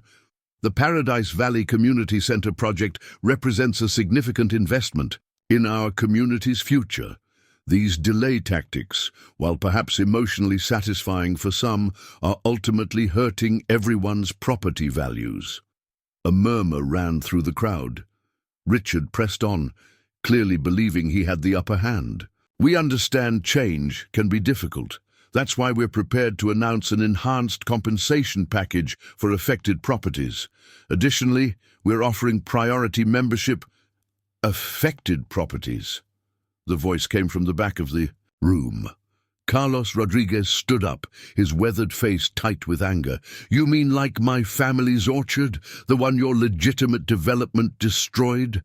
Before Richard could respond, another voice joined in. "Or like the Watson dairy farm?" Ellen Watson, now in her 70s, rose shakily to her feet. "The one you promised to preserve as agricultural heritage space before turning it into a parking lot." The floodgates opened. One by one, people stood to tell their stories. Not just farmers, but former residents of Richard's developments, ex-employees of his company, even current HOA members who'd begun to see through his carefully crafted image. Richard tried to regain control. These individual cases, while regrettable, don't reflect the broader benefits. "I think we've heard enough about your version of benefits," I cut in, standing up. "Why don't we talk about what the environmental inspectors found this morning, or about those permit applications you filed? The real ones, not the fake ones you've been using." His face tightened. "Ms. Mitchell, these unfounded accusations..." "Unfounded." I nodded to Jim, who began distributing packets to the town council members. "Everything in those folders is documented, verified, and ready for legal filing. Would you like me to go through it point by point? Maybe start with the soil contamination your crews tried to cover up this morning?" Mayor Thompson, who had been flipping through the packet with increasing concern, cleared her throat. "Mr. Phillips, these allegations are extremely serious." "They're more than allegations," Jim spoke up from his seat. "They're documented violations of environmental regulations, building codes, and several state laws. We have testimony from former employees, documentation of falsified permits, and evidence of systematic fraud across multiple developments." Richard's practiced smile had completely vanished. This is absurd. A desperate attempt by people resistant to progress. Progress? I stepped into the center aisle. Let's talk about progress, Richard. Let's talk about how you progress from community to community, destroying farms, erasing history, and replacing it with your artificial version of rural life. Let's talk about how you progress from using fake permits to covering up environmental violations. Let's talk about how you progress from threatening individual farmers to manipulating entire townships. The room had gone completely silent. Even the people standing in the doorways were holding their breath. You thought demolishing our barn would break us, I continued. Instead, it united us. Every person in this room has a story about how you and your company have damaged their lives, their communities, their heritage. And now, finally, those stories are going to be heard. Richard's face had gone from red to pale. He looked around the room, perhaps truly seeing for the first time the depth of opposition he faced. These weren't just angry farmers anymore. These were organized, determined people with evidence, lawyers, and a shared purpose. Mayor Thompson, he said finally, his voice notably less smooth, I move that we table this discussion pending legal review. Oh, we're well past tabling discussions, Jim interrupted, standing. The State Environmental Protection Agency has already been notified. They'll be conducting a full investigation starting tomorrow, and they're just the first agency that's going to be taking a very close look at your operations. The mayor looked between Richard and the crowd, then down at the documentation in front of her. I think, she said slowly, that given the severity of these allegations, we need to suspend all construction activities pending a full investigation. Richard's face went completely blank. The look of a man watching his carefully constructed world begin to crumble. As the meeting devolved into intense discussions and arguments, I caught Miguel's eye across the room. He gave me a slight nod. Phase 1 of our counter-offensive was complete. Richard Phillips had just learned what happens when you mistake patience for weakness and community for an easy target. The real fight was just beginning. The story broke on a Tuesday morning, not just in our local paper but across state lines. Historic farms stand against developer corruption, read one headline. Paradise lost, the dark side of rural development, proclaimed another. By Wednesday, national news outlets had picked up the story, and my quiet farming life suddenly became anything but quiet. I was feeding the chickens when the first major news van pulled up our drive. The reporter, a polished woman from a national network, looked comically out of place in her designer boots as she picked her way across the farmyard. "Sarah Mitchell?" she called out. "I'm Rebecca Chen from National Morning News. We'd like to talk to you about what's being called the Paradise Valley development scandal." It wasn't just her. Throughout the day, reporters and camera crews arrived, each wanting to tell our story. But it wasn't just about our demolished barn anymore. It was about something much bigger. Our fight had struck a nerve, touching on issues that communities across the country were facing. "It's not just happening here," I explained to one reporter, standing where our barn had once been. "What Richard Phillips did to our farm, what his company is doing to Paradise Valley, it's happening everywhere. Small farms, historic communities, family businesses being erased and replaced with artificial versions of rural life." The evidence we'd gathered had opened a floodgate. More people started coming forward, farmers, residents, and former employees from other communities where Richard had operated. Each story followed the same pattern: false promises, manipulated permits, environmental violations, and eventually the destruction of another piece of rural America. Miguel managed the constant stream of visitors while I tried to keep the farm running. "Miss Sarah," he called out one afternoon, "the State Agricultural Commissioner is on the phone, and the Historical Preservation Society wants to declare the whole valley a protected site." Social media caught fire with our story. So Save Paradise Valley started trending, followed by Farmlands Not Playgrounds and Real Rural Life. People shared their own stories of development destroying their communities, of false promises and lost heritage. The pressure on Richard's operation mounted. Investors started asking questions about his other projects. Environmental agencies launched investigations into his previous developments. The fancy website for the Paradise Valley Club and Spa disappeared overnight, replaced by a terse message about temporary delays. But the most surprising development came from within Richard's own developments. Residents began organizing their own protests, demanding answers about the environmental violations and fraudulent permits.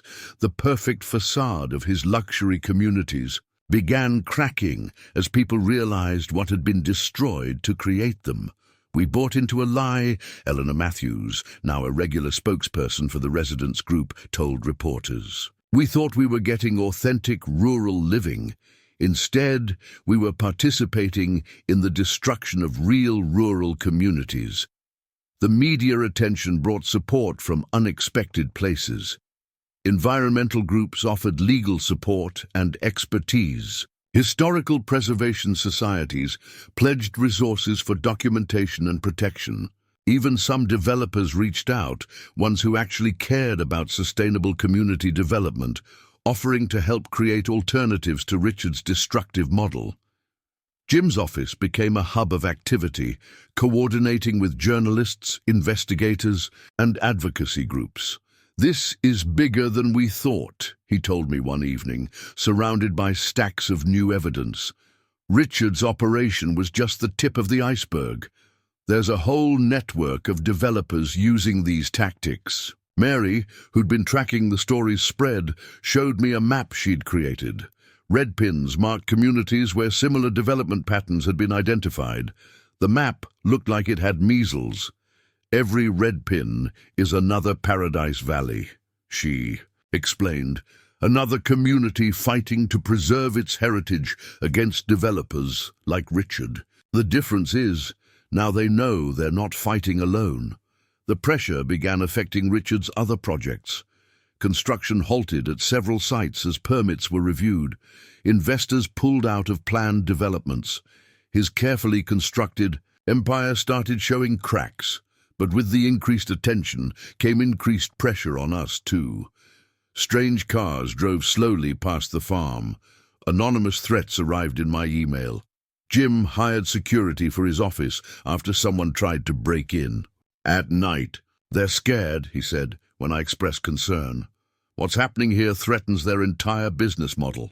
If communities start standing up to these tactics, if people start questioning their methods..." The story even reached Congress. A subcommittee announced hearings on predatory development practices in rural communities. Richard's name was mentioned specifically in the announcement. Through it all, I tried to maintain perspective. Every morning I still had farm work to do. Crops didn't care about media attention or congressional hearings. They needed tending, just like they always had. Standing in our fields one evening, watching the sunset paint the sky in colors no developer could replicate, I thought about how this had all started. One demolished barn had exposed a system of corruption that had been destroying communities across the country. Our small fight for justice had become something much larger. Miguel joined me, handing me a cup of coffee. "They're saying this could change how rural development happens everywhere," he said quietly. I nodded, looking at the empty space where our barn had stood. Maybe that's what it was meant to do all along. Maybe sometimes you have to lose something precious to protect something even more valuable. The media circus would eventually move on. The trending hashtags would be replaced by new ones. But something fundamental had shifted. Communities like ours had found their voice, and more importantly, they'd found each other. The fight for Paradise Valley wasn't just about saving one farm anymore. It had become a battle for the soul of rural America itself. The week before the State Environmental Protection Agency hearing felt like preparing for both a harvest and a battle. Jim's office had become our command center, with every surface covered in documents, photographs, and evidence that would determine the future of not just our farm, but potentially rural communities across the state. They're going to try to discredit everything, Jim warned, as we reviewed our presentation for the 10th time. Richards hired Blackwood and Associates. They're known for aggressive defense strategies. They'll attack the evidence, the witnesses, even the investigation process itself. Mary nodded, pulling up another document on her laptop. We've already seen their playbook.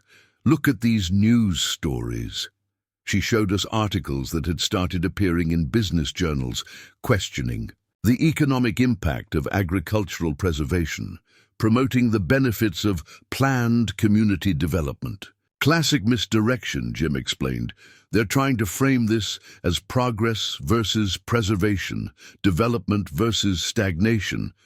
But we've got something they don't expect. He was right. Over the past weeks, our team had assembled an overwhelming body of evidence, not just about the barn demolition, but about Richard's entire operation. Former employees had come forward with internal documents. Environmental scientists had documented systematic violations. Financial experts had traced patterns of fraud through multiple developments. Miguel had organized our local witnesses, farmers, workers, and community members who'd seen firsthand the destruction Richard's company had caused. Each person's story added another piece to the puzzle, showing how his development strategy systematically destroyed rural communities. Remember, Jim coached our witnesses, they're going to try to paint you as anti-progress, anti-development. Don't let them. This isn't about stopping development, it's about exposing corruption and protecting communities. Dr. Thompson, our historical preservation expert, had prepared a devastating presentation showing the cultural and historical value of what Richard's developments had destroyed. It's not just buildings, he explained, showing us his slides. It's the systematic erasure of agricultural heritage, community connections, and working landscapes. Patricia Chen, our environmental lawyer, had assembled a team of experts to testify about the ecological impact. The evidence is overwhelming, she said, spreading out satellite images showing the changes in land use patterns. They've violated nearly every major environmental protection statute on the books, but our strongest evidence came from an unexpected source. Rebecca Chen, Richard's former project manager, had provided internal communications showing exactly how they targeted vulnerable communities. They called it strategic acquisition, she explained during our prep session, but really it was more like strategic destruction. The day before the hearing, we gathered everyone at the old storage barn for final preparations. The space was packed. Farmers, experts, lawyers, and community members, all united in purpose. Tomorrow isn't just about one farm or one barn, I told them. It's about every community that's faced this kind of destruction, every farm that's been pressured out of existence, every piece of history that's been erased for profit. Jim went through the schedule one last time. They'll start with character assassination, he predicted. Try to paint Sarah as a stubborn obstacle to progress. Then they'll move to technical challenges, questioning our evidence, our experts, our methodology. Let them, Patricia interjected. Every challenge just gives us another opportunity to present more evidence, and we've got mountains of it. Mary had created detailed timelines showing the pattern of violations across multiple developments. Jack Weber, our forensic accountant, had traced the financial irregularities through a web of shell companies. Each piece of evidence reinforced the others, creating an overwhelming picture of systematic corruption. "What about Richard?" someone asked. "Will he testify?" Jim smiled grimly. "His lawyers will try to keep him off the stand. But we've filed motions to compel his testimony. He'll have to answer for his actions, one way or another. As everyone dispersed to get some rest before the big day, I walked out to where our barn had stood. The demolition site had been carefully documented, every violation photographed and catalogued. But standing there in the evening light, I could still see it in my mind, the solid beams, the weathered walls, the history it had contained. Miguel joined me, carrying 2 cups of coffee. "Nervous about tomorrow?" he asked, handing me one. Shook my head. Not nervous, ready. They thought destroying our barn would be the end of it. Instead, it was just the beginning. They never understood what they were really fighting, he agreed. They saw buildings and land. We see community and heritage. Looking back at the storage barn, now empty except for Jim still reviewing documents, I felt a surge of determination. Tomorrow wouldn't just be about presenting evidence or making legal arguments. It would be about standing up for something bigger than ourselves. Richard Phillips and his lawyers might have their practiced speeches and corporate defenders, but we had something more powerful: truth, community, and a cause worth fighting. "Yvonne, get some rest," Jim called out as he headed to his car. "Tomorrow we show them exactly what happens when you mess with the wrong farmer." The sun set over Paradise Valley, painting the sky in colors no developer could replicate. Tomorrow would bring our biggest battle yet, but tonight, standing on our land, I knew we were ready. This wasn't just about winning a legal fight anymore. It was about protecting a way of life worth preserving. The state hearing room looked more like a theater than a courtroom. Tiered seating faced a raised platform where the commissioners sat, their expressions carefully neutral as they reviewed the mountains of evidence before them. The room was packed, standing room only, with people spilling out into the hallway. Richard Phillips sat with his legal team from Blackwood and Associates, looking immaculate in what I assumed was a very expensive suit. But there was something different about him today, a tightness around his eyes, a tension in his shoulders that betrayed his usual smooth confidence. Our team occupied the other side of the room. Jim had insisted we all dress professionally, but you could still tell the farmers from the lawyers. Some things, like the weathered hands and sun-lined faces that come from working the land, can't be hidden by nice clothes.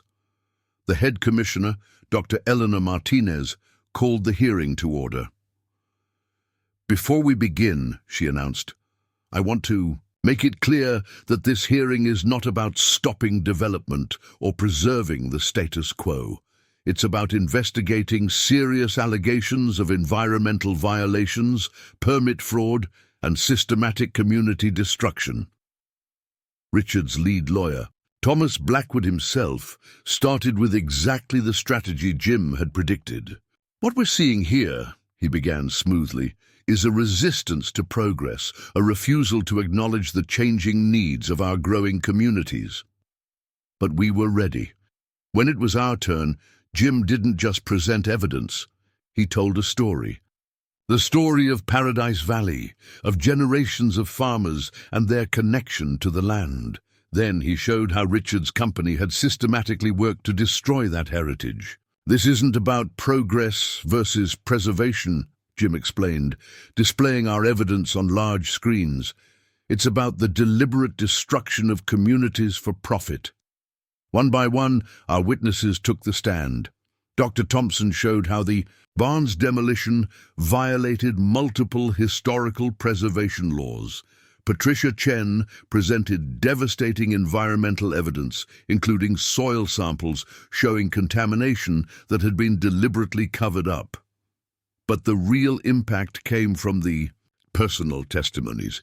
Carlos Rodriguez described watching his family's orchard being bulldozed. Ellen Watson spoke about the promises Richard's company had made and broken. Each story added another piece to the puzzle, showing a clear pattern of deception and destruction. Then came Rebecca Chen, Richard's former project manager. I watched his face as she methodically detailed their strategic acquisition practices, complete with internal emails and memos. His smooth facade cracked just slightly, but it was enough. To see the worry underneath, these weren't accidents or oversights, Rebecca explained. This was a deliberate strategy to target and destroy agricultural communities using any means necessary. During the lunch break, Jim was practically glowing. "They're on the ropes," he whispered. "Blackwood's already tried to negotiate a settlement." But the real turning point came when Richard himself was called to testify. Despite his lawyer's objections, the commissioners insisted. Under questioning, his carefully constructed image began to crumble. "Mr. Phillips," Commissioner Martinez asked, "can you explain these discrepancies in the permit applications?"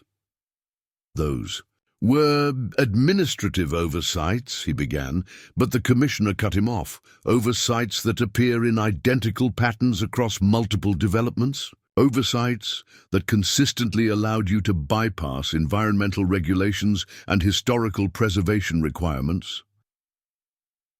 With each question, Richard's responses became less smooth, more defensive.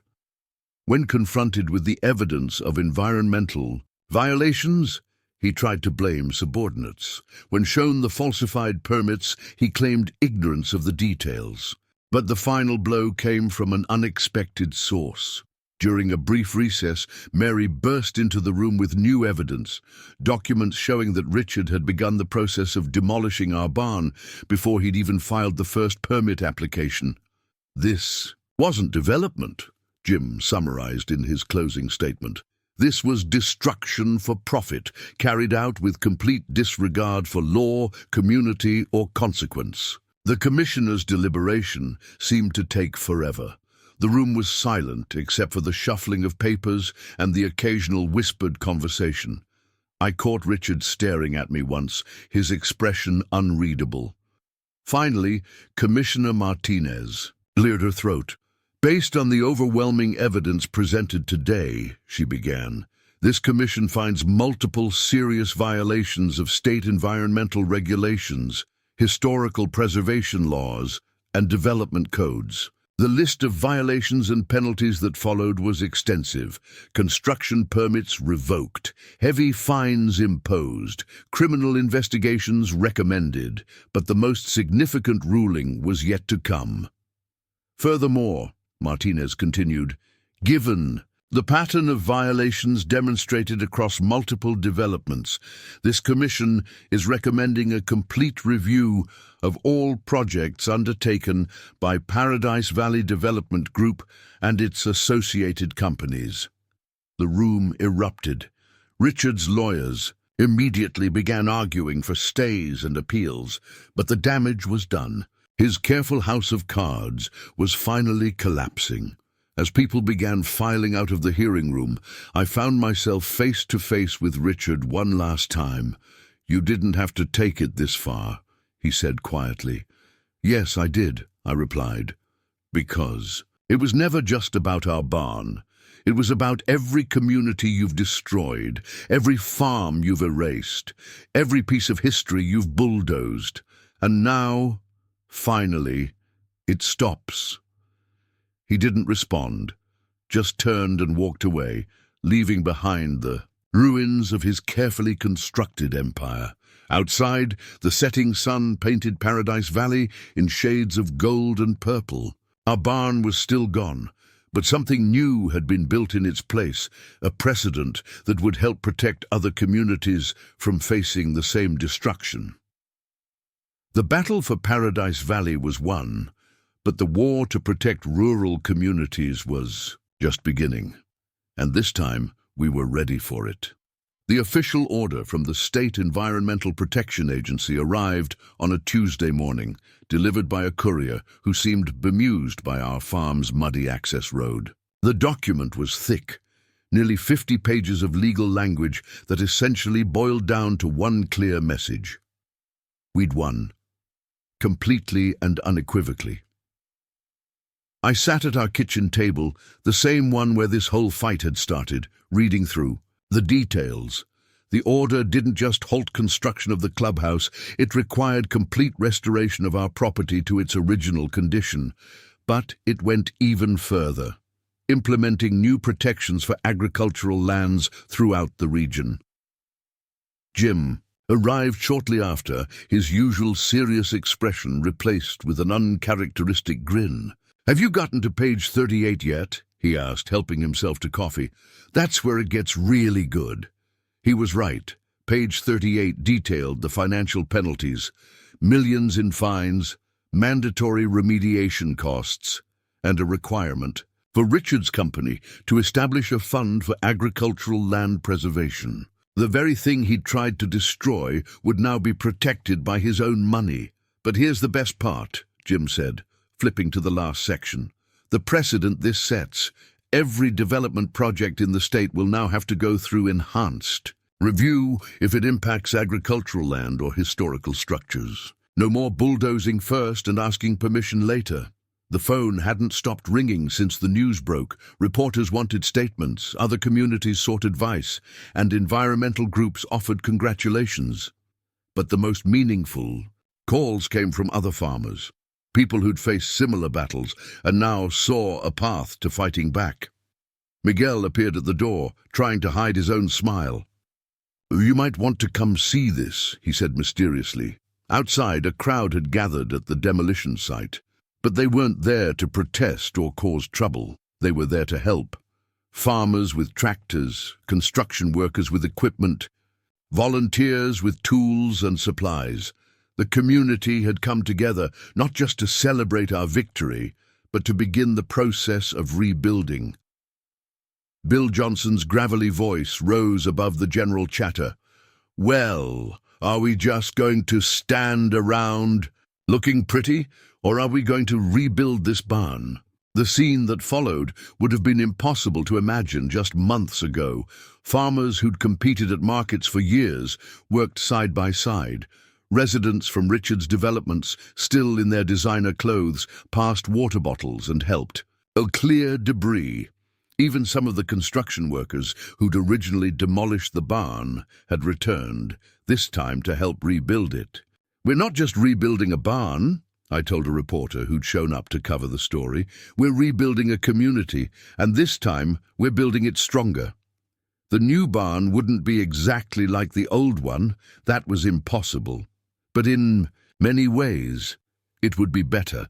We were incorporating historic preservation techniques while adding modern safety features. The foundation would be stronger, the structure more resistant to weather, but the character and purpose would remain the same. As if to underscore our victory, news kept arriving about the fallout from the hearing. Richard's company was facing investigations in multiple states. Investors were pulling out of his developments. The carefully constructed empire he'd built on destroyed communities was crumbling. "He's resigned," Mary reported, showing us the business news on her tablet. "The board forced him out. His replacement is already talking about new directions and community-conscious development."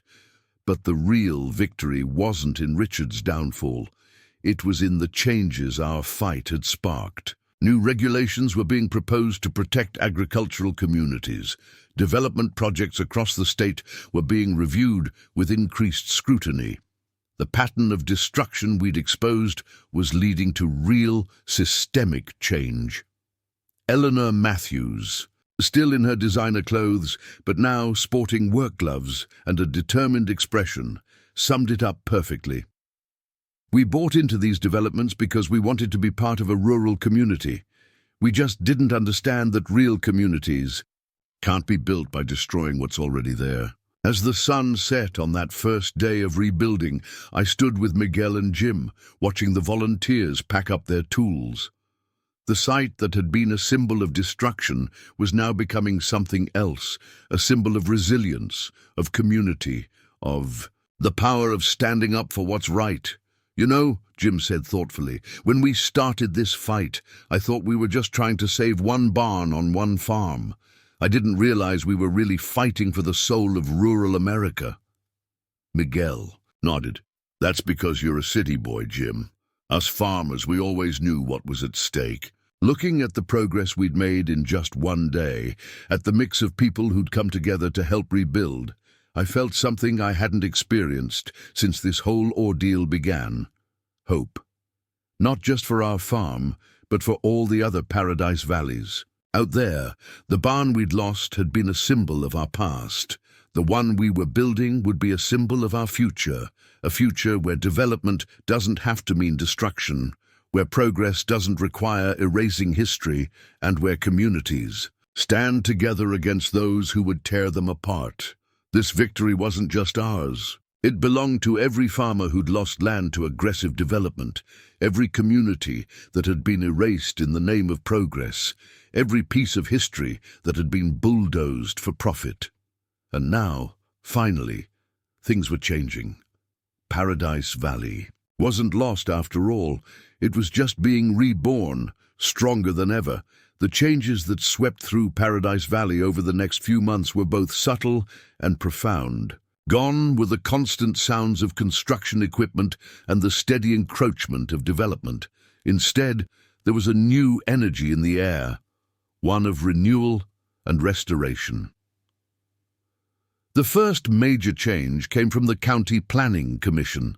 Using our case as a catalyst, they implemented new zoning regulations specifically designed to protect agricultural land and historic structures. Every development proposal now had to include a comprehensive impact assessment on farming communities. You should have seen their faces, Jim told me one morning, fresh from a commission meeting. When they tried to push through another fast-track development project, the commissioners actually cited our case. "Remember Paradise Valley," they said. "It's becoming a catchphrase." But the most significant changes weren't happening in government offices. They were happening right here in our community. The Paradise Valley Development Group, under its new leadership, had done a complete about-face. Instead of trying to erase agricultural heritage, they were now working to preserve it. "We want to demonstrate that development and preservation can coexist," their new CEO explained during a community meeting. "The old model of bulldozing history for profit isn't just wrong, it's bad business." Their new approach included creating buffer zones around existing farms, establishing agricultural easements, and even incorporating working farms into their developments. The clubhouse that had sparked our fight, that land was being restored to agricultural use, with plans for a community farming education center.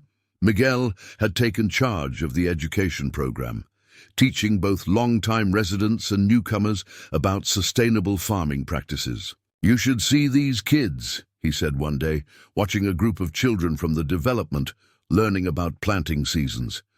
"They get so excited when they understand where their food actually comes from." The environmental remediation was progressing faster than expected. The contaminated soil had been removed, native plants were being restored, and the natural drainage patterns were being re-established. Patricia Chen, our environmental lawyer, used the process as a model for other communities facing similar challenges. "What happened here isn't just about fixing one piece of land," she explained to a group of visiting environmental activists. "It's about showing how to repair the damage done by years of reckless development." Even the HOA underwent a dramatic transformation. The new board, which included both development residents and local farmers, focused on genuine community building rather than control and conformity. Their first act, revising the bylaws to protect agricultural activities and historic structures.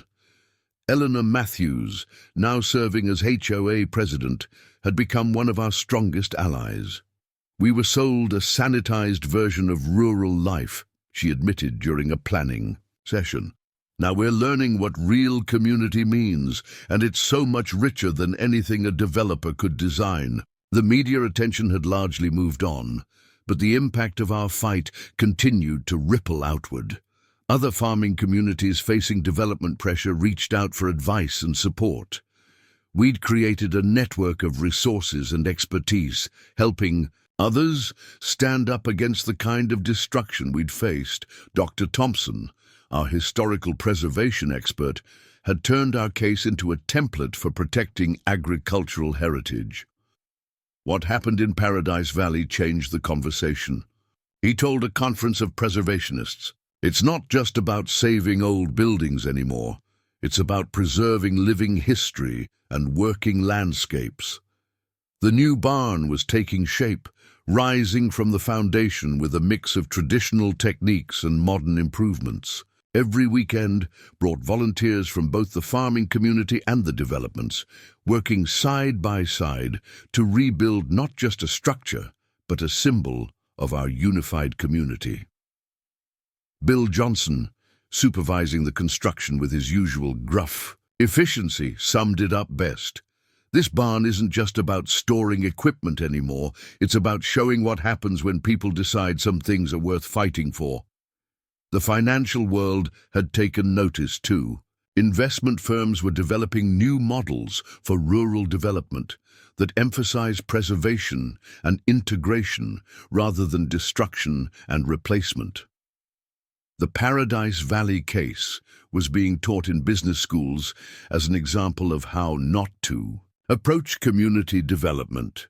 Mary had compiled all our documentation into a comprehensive guide for other communities facing similar challenges. "It's not enough to win one battle," she explained.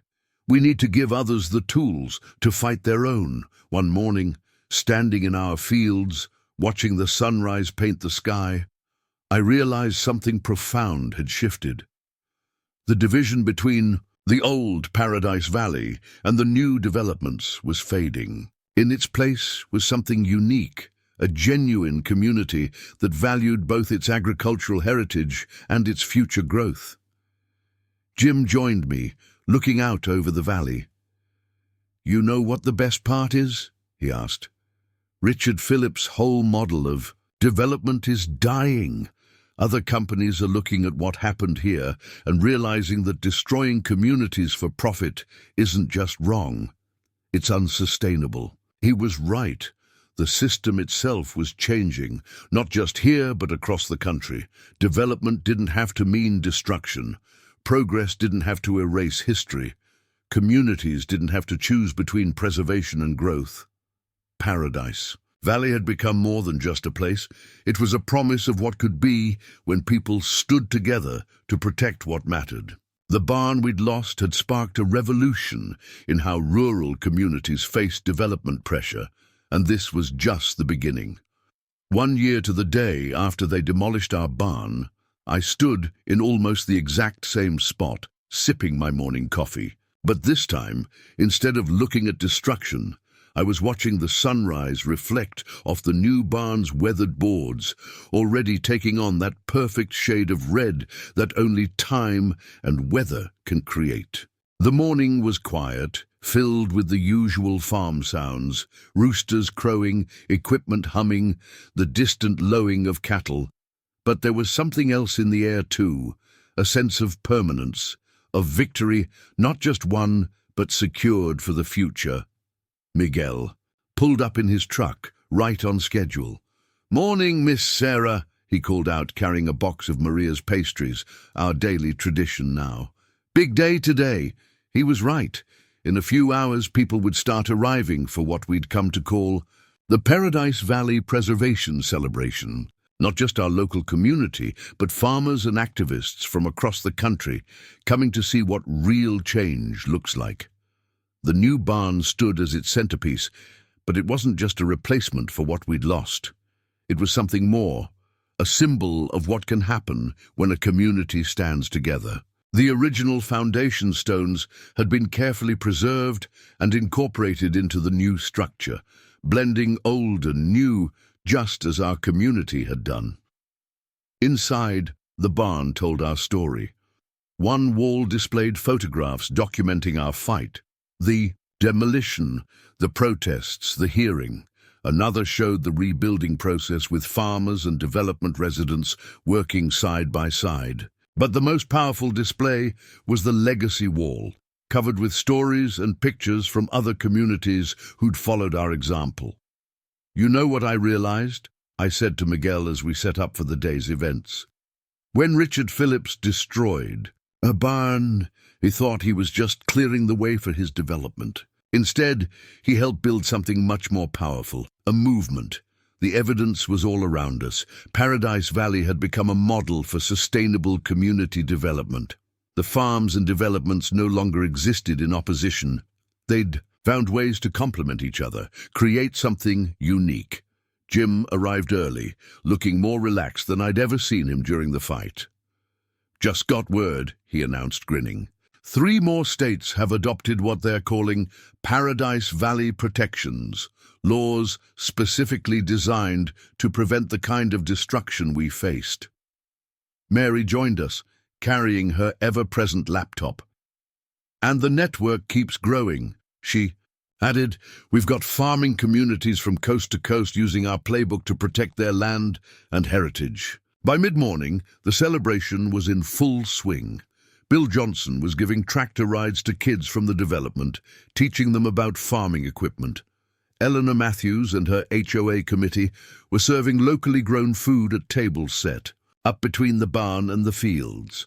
Dr. Thompson was leading tours, explaining how the new barn incorporated historical preservation techniques while serving modern farming needs. Patricia Chen arrived with more good news. "The environmental restoration programs we started here are being implemented in communities across the state," she reported. "People are finally understanding that you can't separate agricultural heritage from environmental protection." Looking around at the mixture of people, farmers in work boots chatting with development residents in designer clothes, environmental activists sharing stories with local business owners, kids from both communities playing together in the barn's shadow. I saw what real victory looked like. It wasn't just about stopping one development or saving one barn. It was about changing how people thought about community, about progress, about what's worth preserving. Carlos Rodriguez, who'd lost his family's orchard to one of Richard's earlier developments, summed it up perfectly. What happened here didn't just save one farm. It gave hope to every community facing the same fight. It showed us that we don't have to choose between progress and preservation. As the sun set on our celebration, casting long shadows across the fields, I found myself back where this story began, standing on my porch, coffee in hand, looking out over Paradise Valley. But everything was different now. The developments were still there, but they'd evolved into something new, communities that worked with the land instead of against it. The farms were thriving, protected by new laws and supported by a community that understood their value. And our barn, risen from the ashes of destruction, stood as a testament to what people can achieve when they stand together. "You know what's funny?" Jim said, joining me on the porch. "Richard Phillips thought he was building a legacy with his developments. Instead, his greatest legacy was giving us a reason to fight, to show that there's a better way." He was right. Our victory hadn't just changed Paradise Valley. It had created a blueprint for other communities facing the same threats. The movement we'd started was growing, spreading, becoming something bigger than we'd ever imagined. Looking out over the valley as the last celebrants headed home, I thought about all the other farms, all the other communities still fighting their own battles. Our story had shown them something important, that destruction isn't inevitable, that progress doesn't have to mean erasure, that communities can stand together and win. The barn behind me wasn't just a building anymore. It was a promise to the future, a reminder that some things are worth fighting for, and that sometimes the greatest victories come from the hardest fights. Paradise Valley had changed forever. But this time, the change was on our terms, preserving what mattered while building something new, and that was a legacy worth celebrating. Up next, you've got 2 more standout stories right on your screen. If this one hit the mark, you won't want to pass these up. Just click and check them out.